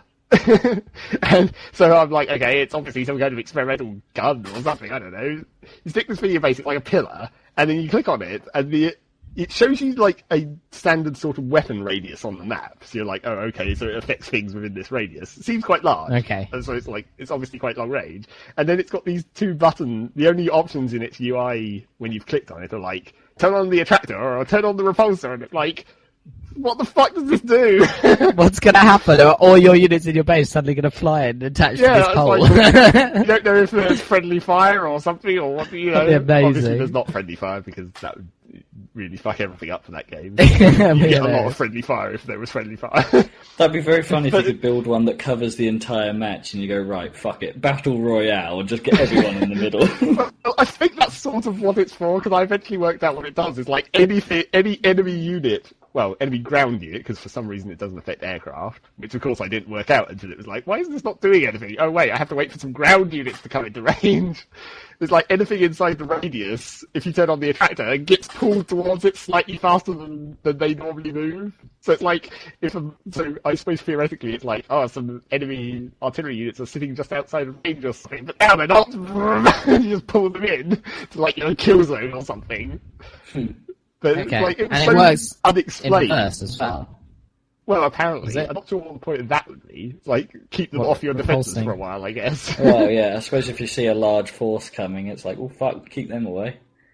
Well, if you slowed them down, you'd have more time to hit them with the artillery, wouldn't you? Yeah. Yeah, I guess so. They were it's like, so, it was so unexplained, and I probably, it's that kind of thing that was the whole problem with the game. It's like the unit upgrades, the sort of critical ones they guide you through in the actual campaign, where it's like, they give you secondary objectives on the objectives list, where it's like, research this upgrade for this mission specifically, because obviously it's going to be useful. And it's like, oh, okay, that's pretty cool. And then you never use it again. Because even when they give you, like, you can now, it's like on the next mission, you can go further through the research tree, but the stuff that's further up the research tree is obviously better, so you're not going to use the things you used in the last mission because they're not really relevant any longer. Because you can now make stuff even better than that. Could you build two So it's of not these building. magnets? Well, they turn them on opposites at the same time. That'd be pretty funny. Yeah, so you could have them, two attractors either side of each other, and the units basically end up getting wedged in the middle. Or they repulse to three repulse set in a triangle, and you wait until they all go into the middle of them, and then force them into the That'd middle. be funny. Yeah, I don't know what would happen, because presumably you can build multiple of them.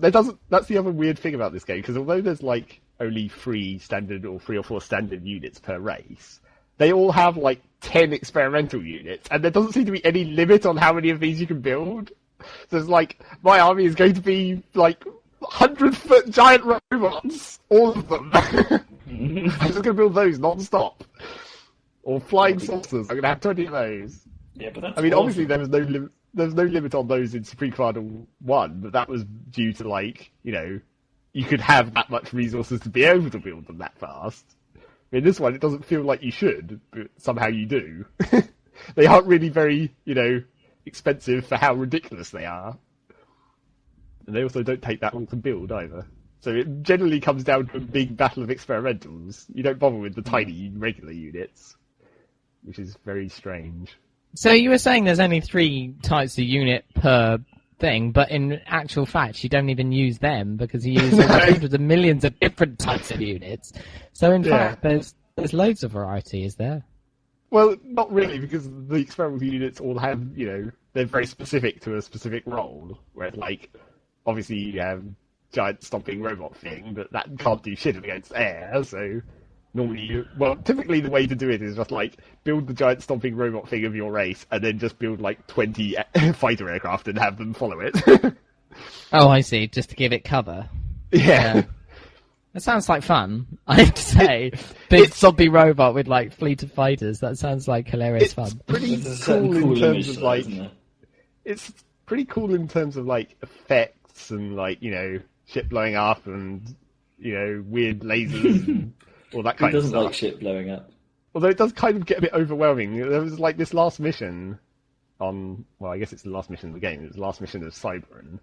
And it's just a constant stream of enemy experimentals are charging at you, hitting your base defense, which I had to have 4 shields stacked on top of each other to have any hope of my gun turrets not just getting instantly murdered. It was Jesus Christ, what the fuck's going on? So, constant stream of experimentals, explosions, and then you've got, my long-range artillery is constantly playing its goddamn firing sound effect constantly. So it's bzz, pew, bzz, bzz, and it's ah! Shut up! It's just I just want to kill everything so those goddamn artillery can stop firing. Are you suggesting they had an option on your long-range guns to make them play a different sound or no sound at all? Or that would be nice. It's just I wish it'd be funny if you could No. customize that. You have to build a giant column thing, and it has only 2 buttons on the UI, and one of them is sound suppress everything in range. It's called the silencer or something, and you're what the fuck does this do? Because it doesn't explain. Oh, it makes my artillery bearable. Oh, thank God. But I mean, bang! The smooth talker. Everything sounds like Bond. It's the problem with. I mean, there's just no sort of AI to it. It's just the units come down specific channels at your base, and if your base defense can hold up against the first wave, it's likely to be able to hold up against the whole mission. And then it's maybe halfway through they'll start sending more experimentals at you, and it's oh fuck. And then that's just obviously scripted, right? Yeah, it's not. We've got to the point. And it is. The levels are incredibly linearly designed. They your base and then a path and then their base. Yeah, basically. You fight in these incredibly contrived locations. Apart from they're not contrived in the way that they might have been previously, where it's for some reason you're in this incredibly tiny valley, sort of like Halo, where it's 2 bases at the opposite end of this valley that you can't get out of. Why are we fighting here? Yeah. But now they're sort of, contrived, but less sort of more logically contrived, where it's you're fighting on top of a giant power station or something, so there's only walkways that lead between these 2 sort of larger open areas where you can build. but it's like incredibly pathed, where it's like, this is a pretty much straight line from my base to their base. But that doesn't... Wait, the bit that doesn't make sense there is presumably you still need to make energy collectors and things like that on that level, rather than just going, can't I just connect my plugs to the power station? It's too big, too powerful, or something. I like how in the manual they also made a specific note of explaining why you can no longer reclaim trees for energy. It's like, oh, modern technology uses too much energy now to make this worthwhile. Don't even bother. That's a shame. That was quite fun. I seem to remember. Yeah, it was like It was almost entirely pointless. Yeah. It was pretty. Mainly because you never needed energy. It was like you never reclaimed trees because you always had way too much energy compared to how much metal you had. That's true. It was like metal rock. Fuck. Needed to reclaim rocks. The RTS, like, sending enemies in little streams AI, it's never changed, does it? I'm thinking back to, like, the Command & Conquer demo level, where it would send one or two infantry towards your base through a Tiberium field, so they would die every single time from Tiberium poisoning. And it was like, oh, there's the patrol, and they're just dying in a field. And then another lot would come along in the next 5 minutes, and it's like, oh, there's another lot. Yeah. I think we better send a patrol to find out what happened to that last patrol. What happened to that? Go to. Obviously. Just keep building them and send it building, as it were.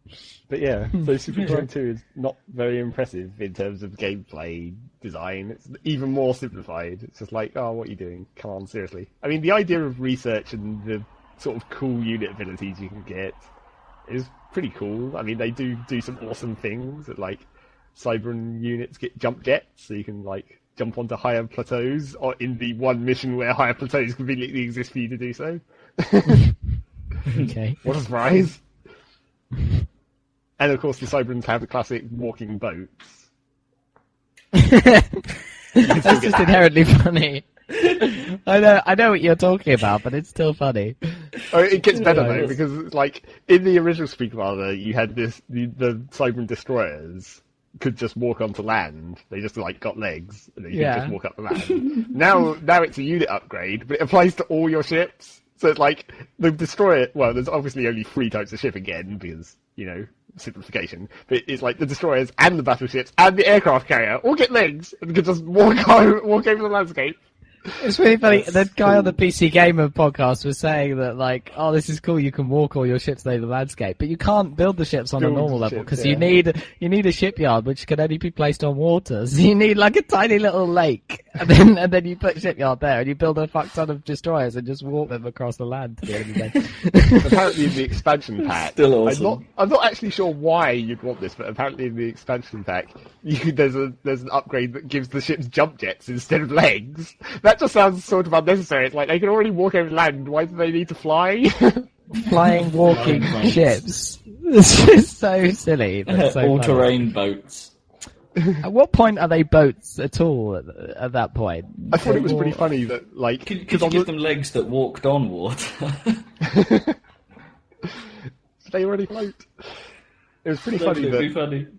You get that unlock in like the second to last mission, where it's like, okay, now you can do the leg walking thing because this level is conveniently designed for it, blah, obviously. But then at the start of the final mission, where you teleport up onto like this space station, for some reason you just bring 2 boats with you, and they're just there from the start of the level, and there's like, you're in space, there's no water, so you can't build any more. It's just like, have 2 boats. Awesome. Yeah, that was pretty weird. They were my base defense for quite a while. It was just like, oh, the boats can do it. They'll survive, and they have pretty good guns. Can you still just apply NGs to any unit? Not as much any longer. That's the other problem. They sort of because that was awesome in TA setting patrol routes for your air vehicles to just repair anything they come across.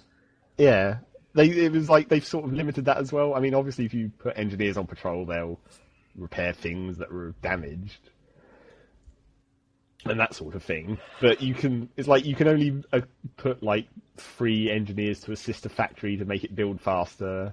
And weirdly, that doesn't actually use more resources. So it's like, why would you not?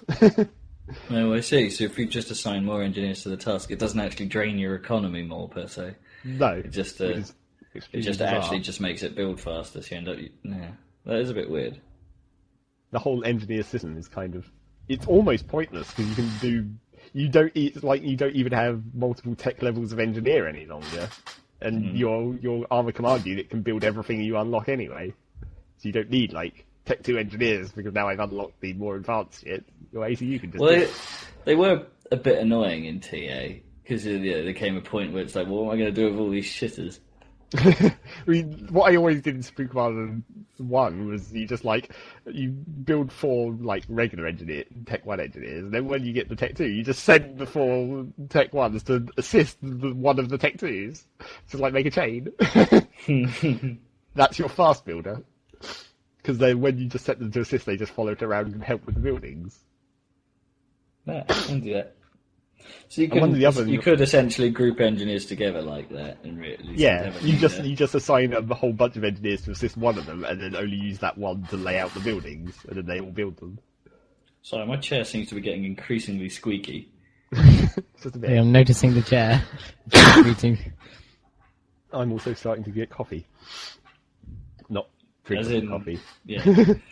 Not the drink, but the condition. Because that's only a word. What, coughing? Coffee. Get coughing. No, Coughing. Oh, coffee. Get coughing like. Right, it's close. So yeah. Anything else you've been playing then? Supreme Commander 2. Oh wait, there was something else I wanted to mention about Supreme Commander 2. Oh, go ahead. Oh, okay. There's 2 more things.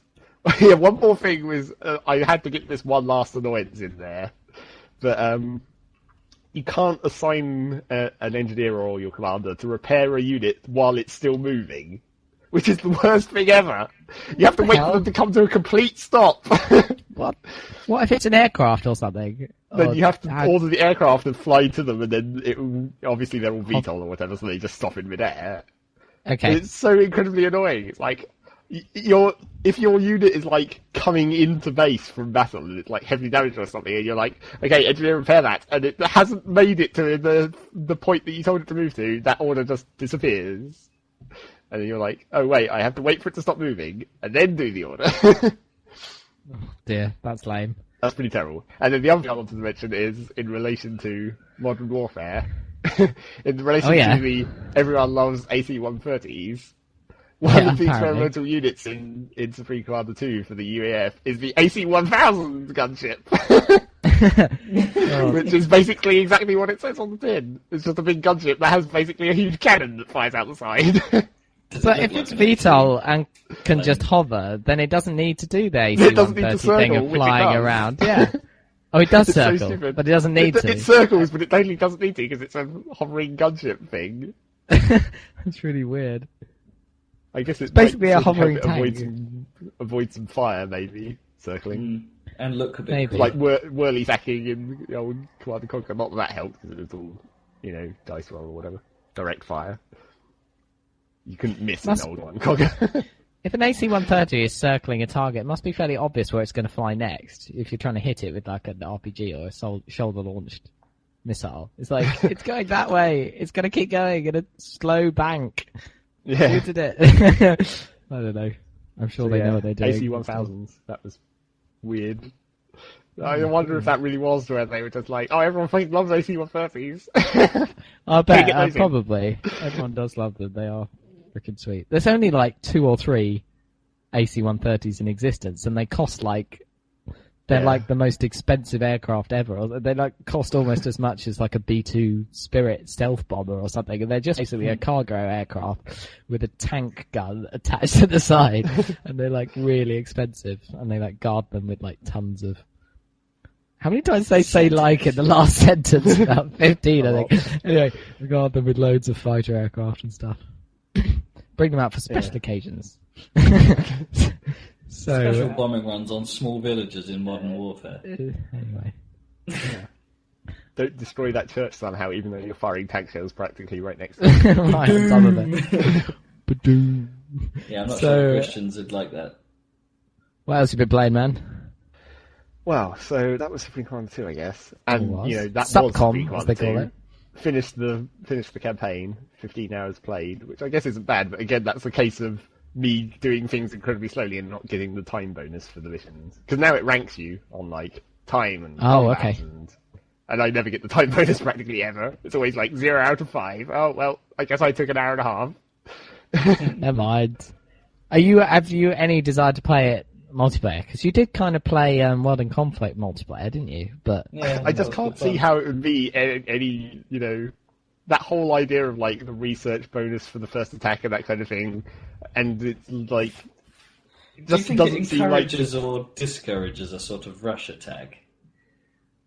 that's the thing. I can't I really don't know. tell. I mean, presumably, if you rush, but they've got a sort of equal number of units, they've got the advantage of their commander being there as well, because you're in their base. That might give them the final blow, sort of, assuming you've managed to make the same number of units. So I guess it sort of maybe pushes you towards defense. Which would be good, from my perspective. Well, I never liked rush attack. that's true, I guess. And there is the classic Supreme Commander no rush options. It's like set time to it, and you can't move outside of this perimeter for however long. They got a bit hardcore on their no rush protection. But I don't know. I don't think multiplayer would be. It just seems really weird. I guess I'd have to get more familiar with everything, because like the campaign, as I said, doesn't do a very good job of introducing you to most stuff. It's like I don't know what this does. Don't know how. Can I'm you meant play to use it skirmishes effectively. or whatever? Yeah, you can still make the classic skirmish against AI, and there's Okay. achievements as well, of course, on Steam. So I guess I probably will play it a bit more for some more achievements. We could Take play the relative skirmishes then. achievements. Yeah, I haven't played any of them yet. I just got through the campaign, so Okay. I was I guess quite now I like, get to because find out. do you remember like CNC Generals, and then that had that add-on pack 0 Hour where it was basically just skirmish stuff, effectively. Yeah. Like the levels, instead of being like campaign levels, they were more like skirmishes against a special kind of commander, weren't they? Oh, Yeah. that was kind of a cool concept. Like more interesting than your average RTS campaign. Yeah, it was sort of like it was sort of a puzzle, I guess. It's like they were already set up in a specific way, and they had their specific CO who had weird, whatever specific units and weird abilities, and then you had to figure out the tactic to get past it using your powers. Do you think that someone played Advance Wars and thought, I wonder if I could slot that in? That'd be a pretty weird CO reference if it power. was. Yeah. Yeah. Oh my god. Well, they need to make another Advance Wars. They totally do. Although I still think the it first hasn't actually person- been that long. I still think the Dark first Conflict. person to make a clone few of years. Advance Wars on iPhone will make like a fortune. Yeah, pretty much. Just somebody a number copied of people have attempted to make clones, haven't they, in the past? Like, was it Commanders on Xbox Live? Had some similarities. All right. And it just isn't the same. I don't know quite how to describe how Advance Wars just gets it right every time. It's Yeah, I don't know. It's really maybe it's just a balance thing because somehow Advance Wars hit this incredibly sort of awesome unit balance where everything Yeah. has a purpose and like if you're set up Very right, good. you do things awesomely. Somehow they manage not to cock it up even when they change things quite dramatically, like on the whole like battleships moving and firing instead of only being able to move and then like artillery where you have to stop and then fire and all that. Yeah. Weird.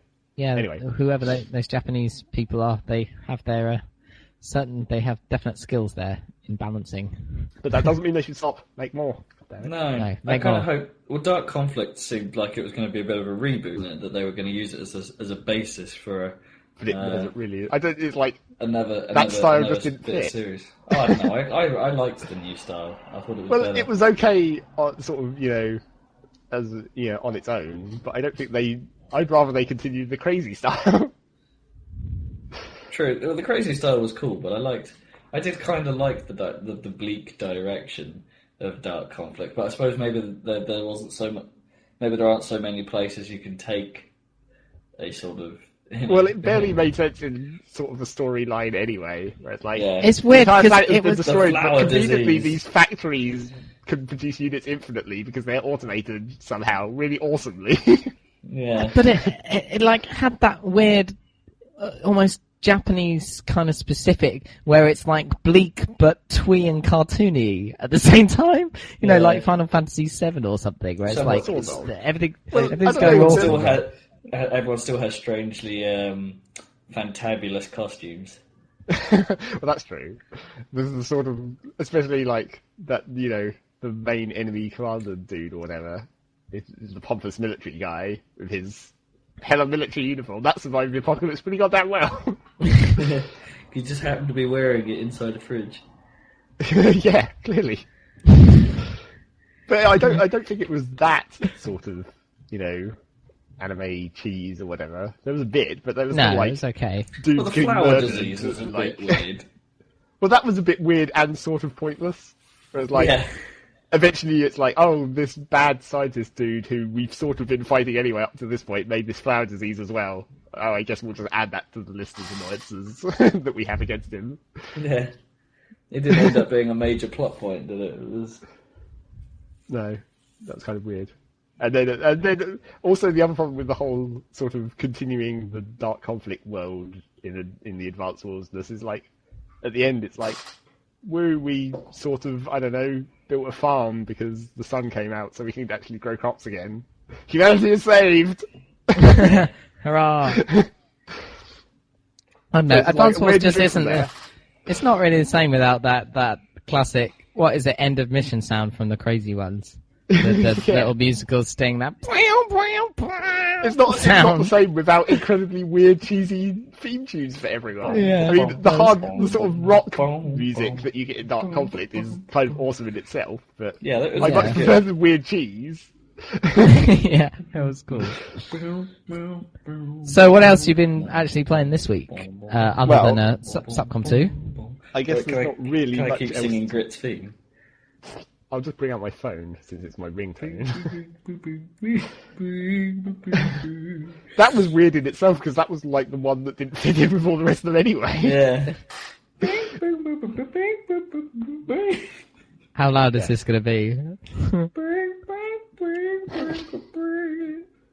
So, I guess I really haven't played anything else this week, apart from that weird Flash game that I was talking to Dan about, which I can, I guess, now explain to the world, sort of. Only I probably won't be able to explain it very well because it's not very explainable. It's the Codex of Alchemical Engineering, which is what does alchemical mean? Well, as in alchemy, like. Oh, I see. Yeah, fair enough. So it's a like book. Chemistry, apart from with fake, you know, atoms. Where it's like, here's an atom of fire. Here's an atom of air, join them together or something, I don't know. To create fire air. That's basically what this little Flash game is. It's a puzzle game where you have like a molecule you have to make of obviously these not made up, weird alchemical elements joined together in a specific way. And then you have like little spawners at the bottom of the page where it's like, here's where the atoms come from, and then via a series of little basically robot rotating arms that carry the atoms, you have to move them through a series of transformations to get them joined up and put them into the receiver, like the correct way round. And then obviously it's like, oh no, but this atom generating thing doesn't make the right kind of atom, so you need to like put it through these weird transformer devices that change what type of atom it is, depending on like what other atoms you put in there and that kind of thing. It's a puzzle game. So you have to essentially make little... What, you're making other atoms out of atoms? That doesn't make sense. So that's why it's alchemy. You're trying to make compounds, or... Well, no, because you join the atoms together to make the final compound or whatever. And you have like bonders where it's like you put two atoms into the target circles on the bonder and it bonds them together, and then you can like rotate them so it makes them into the correct shape or whatever. And it's alchemy. Do they have like a structure then? Yeah. It's like it bonds across the bonder joins them together at that specific point, so you rotate it and then you can like make 90 degrees to another atom or whatever. And it's 2D. Yeah, the structures. Okay. It's flat plane, and it's all alchemy or whatever. So it's like, oh, you can turn lead into gold by, I don't know, adding mercury to it. Apparently, Okay. It's like you start with lead, and then you add like mercury to that, and it turns into copper, and then you add mercury to that, and it turns into silver, and you add mercury to that, and it turns into gold. It's like alchemy, lols. Magic mercury. Well, they were well into their mercury, weren't they? The alchemy, for some reason. It is fucking weird. Well, it's like poisonous, isn't it? It drove them all mad. Well, lead's poisonous as well. So lead and mercury are both poisonous. And also they were using atoms of fire, so I'm not quite sure how that worked in real life. That probably caused problems as well. Generally, not a very sensible thing to do, I think, in real life. But yeah, so this was a weird little flash game, but the only reason I was playing it is because on Rock Paper Shotgun, there was a news post about the person who made this game is also making a newer game called Space Chem, which is basically the same thing, only in sort of a space setting and with real sort of chemistry. I mean, obviously it will still be like, just mash the atoms together and they turn into a chemical. It won't be like actual chemistry where you're like, weird, heat it up or whatever. But this time it will be like 2 hydrogens and an oxygen rather than 2 fires and a gold. Yeah, basically. And it also looks, because in the alchemical version you have like these manipulator arms where it's like it picks up the atom and then it rotates and then it puts the atom down over here or whatever. But in the Space Chem it's like you draw like a glowing ring that the atoms travel around, and then when they hit certain points on the ring it causes them to rotate or whatever.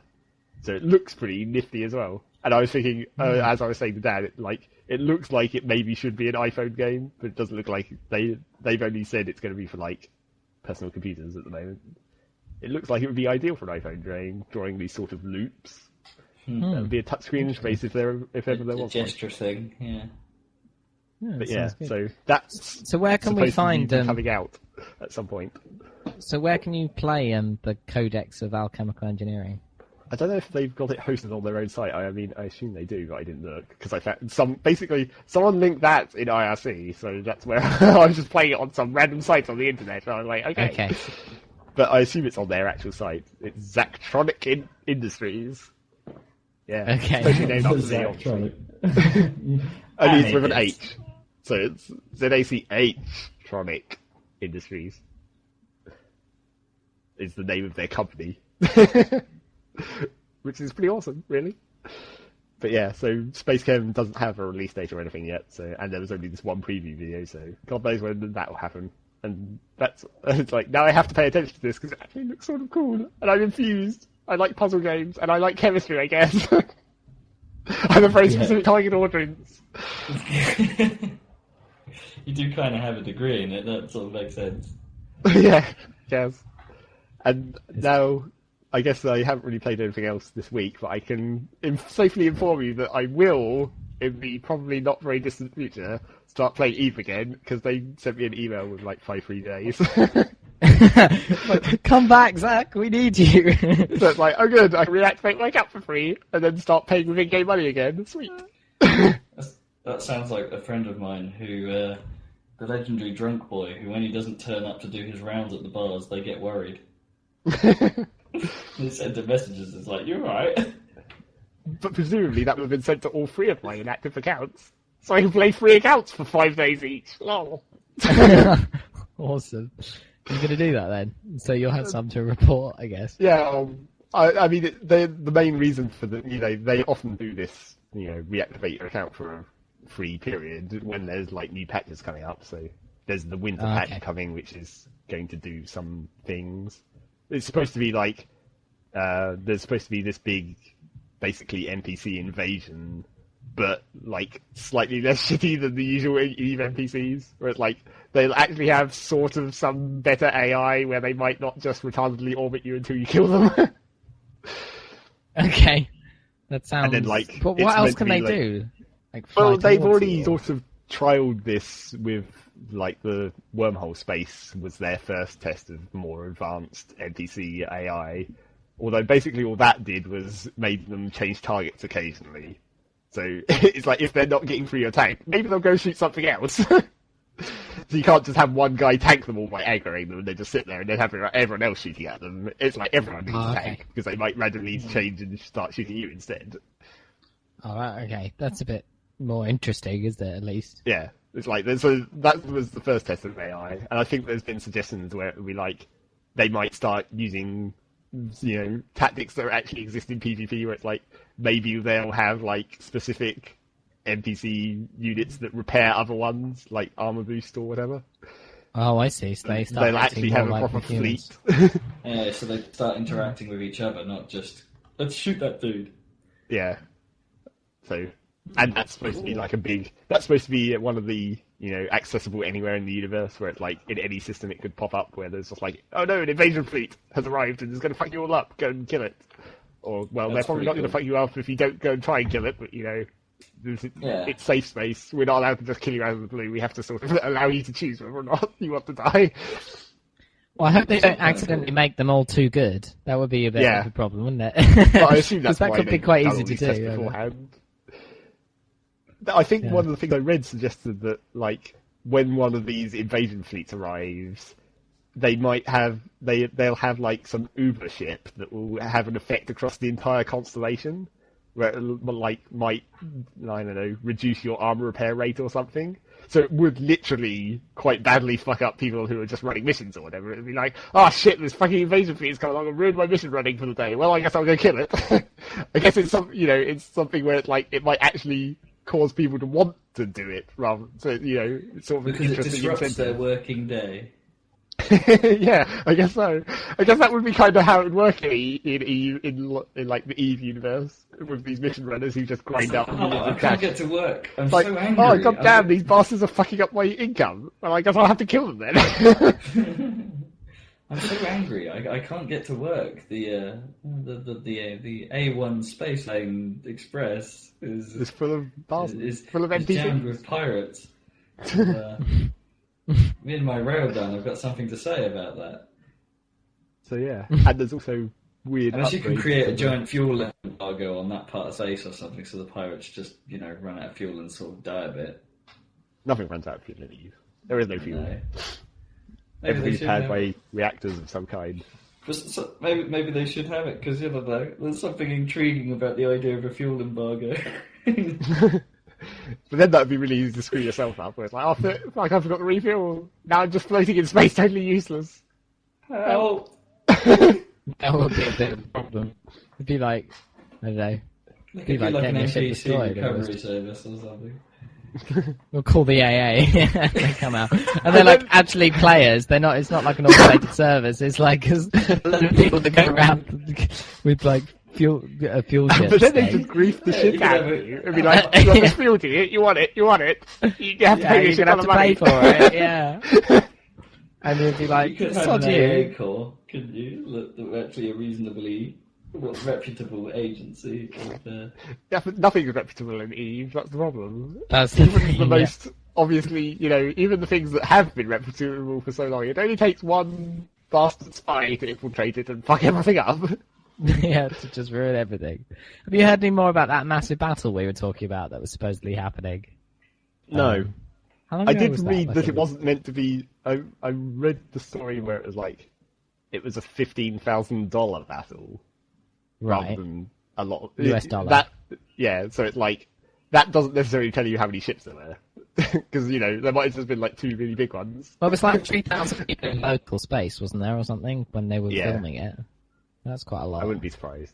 That was that's the sort of a server stressor, that fight. As I said to Dan at the time, where it's like that probably wasn't much of a fight. It was probably like see who can hold out long enough against the boredom until the system unlags.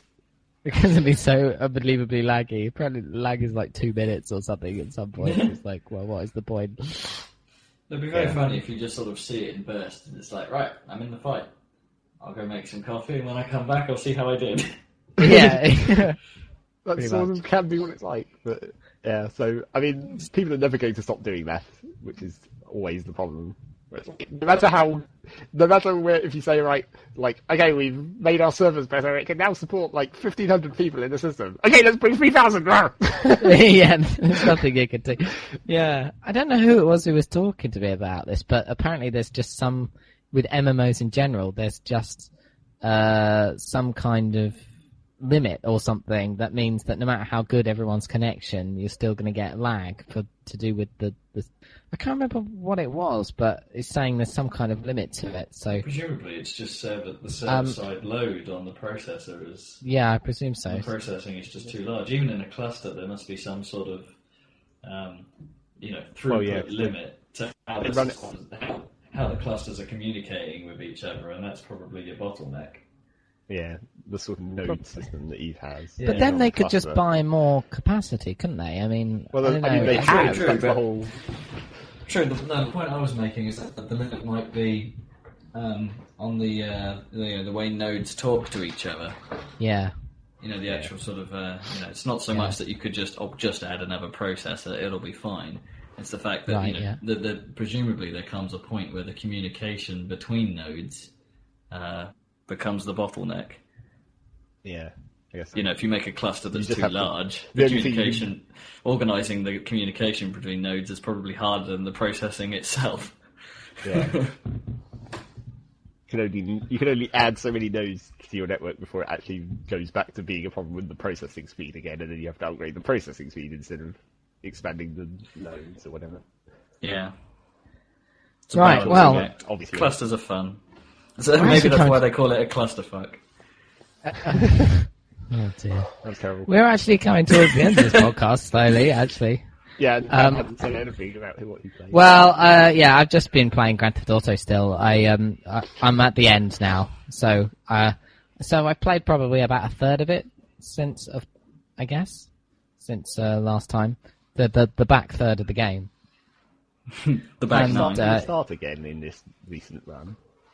Well, I had started from the start when I was at university last year. So, and then when I started last week, it wasn't like the Final Fantasy thing where it's like, oh no, I can't really remember where I was. I have to start over. Well, that's kind of why I originally did it. But then it is long. Like it's probably about it was probably about 40 hours the first time I played through it, or plus. But this time I haven't bothered with any of the side quests or any of the bowling at all. I don't think there's a single time I've done that. So, and there's an achievement I've realised, which I'm on my way for, which is called Liberty City Minute, which is complete all the story missions in under 30 hours. So I think I'm going to get that. I think I'm going to get that one, which I'd forgotten about, but there's actually a bunch of achievements that I need to get. There's a load of multiplayer ones, but there's still some in the single player that I haven't got. And seeing as it's one of my favourite games, I should probably see if I can manage some of those. But it was really just so that I could understand what was going on with the story, ready for Lost and Damned, because there's this current running through all of the missions in GTA in 4, which is about this diamonds, and I think they come in on the boat that you come in on, and when in the intro sequence that you see someone putting a diamond into a cooking pot or something to hide it or something, but you end up like dealing with these diamonds. At one point you're like in these garbage trucks, what would we call them? Rubbish trucks. Driving around, and the diamonds are in rubbish bags, and you're like collecting them in a route bin or lorry. Something. Yeah, bin lorry thing. Yeah, but what's happening with those? All kinds of different like factions in the story are trying to get hold of first the diamonds and then the drugs, and then at the end the Russians are loading the drugs onto a ship or something, which is the same ship you came in on. So it comes in full circle at the end, and you get to make a choice at the end: revenge or deal or whatever. So actually go for revenge. Must have revenge. There's a bit or no deal. Exactly. If Noel Edmonds turn up and basically fuck up your self-esteem. It's quite interesting. It is sort of a classic maneuver where it's like, when you're coming in on the boat, like Nico is sitting on a crate of diamonds. It's like, oh, they were here all along, right underneath me. Yeah. Well, it's that sort of thing. It's been interesting. Nico Bellic is definitely a much more well-rounded character than John Marston from Red Dead Redemption. He's much more interesting. But on the flip side, I think the overarching story in Red Dead Redemption is much more grown up and interesting, I think, because it has a really good ending, and it is about redemption and stuff. Whereas we talked about this before when we talked about that, but Nico, it's like sometimes you don't quite understand his motivation. He seems like a nice guy, and then suddenly he's who basically is very capable of doing bastard things. Yeah, working as a hitman for the mafia or whatever, effectively. And you're going, why? And then at the end, he does kind of start to redeem himself and say, why am I doing this? And think, well, I'm going to move on to a better life now that I've found closure or whatever. But then he said which is okay. Yeah, but it is okay. On to a better life, but then for a moment, I'm going to go kill some guys.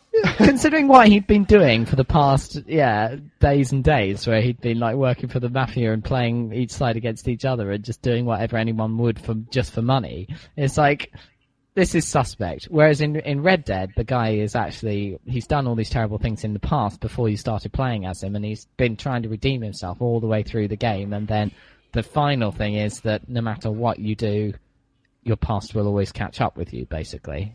So it's quite a sort of sad story, really.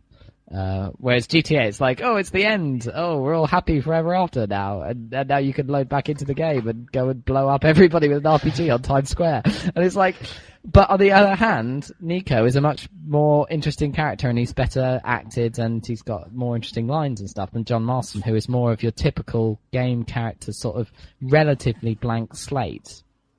Oh, he's a good guy. I mean, he's well done, but he's not as interesting as like the man with no name in the Good, the Bad, and the Ugly, or there's definitely cowboy characters that are more interesting than John Marston.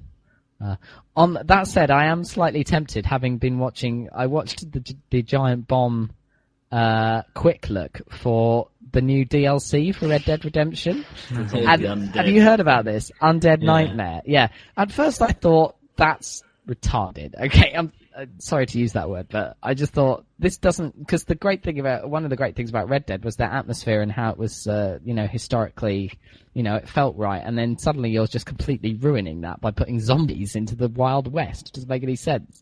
But then I've actually seen some footage of it, and it does look. It looks like pretty cool, actually. Hilarious fun. Yeah, it does look.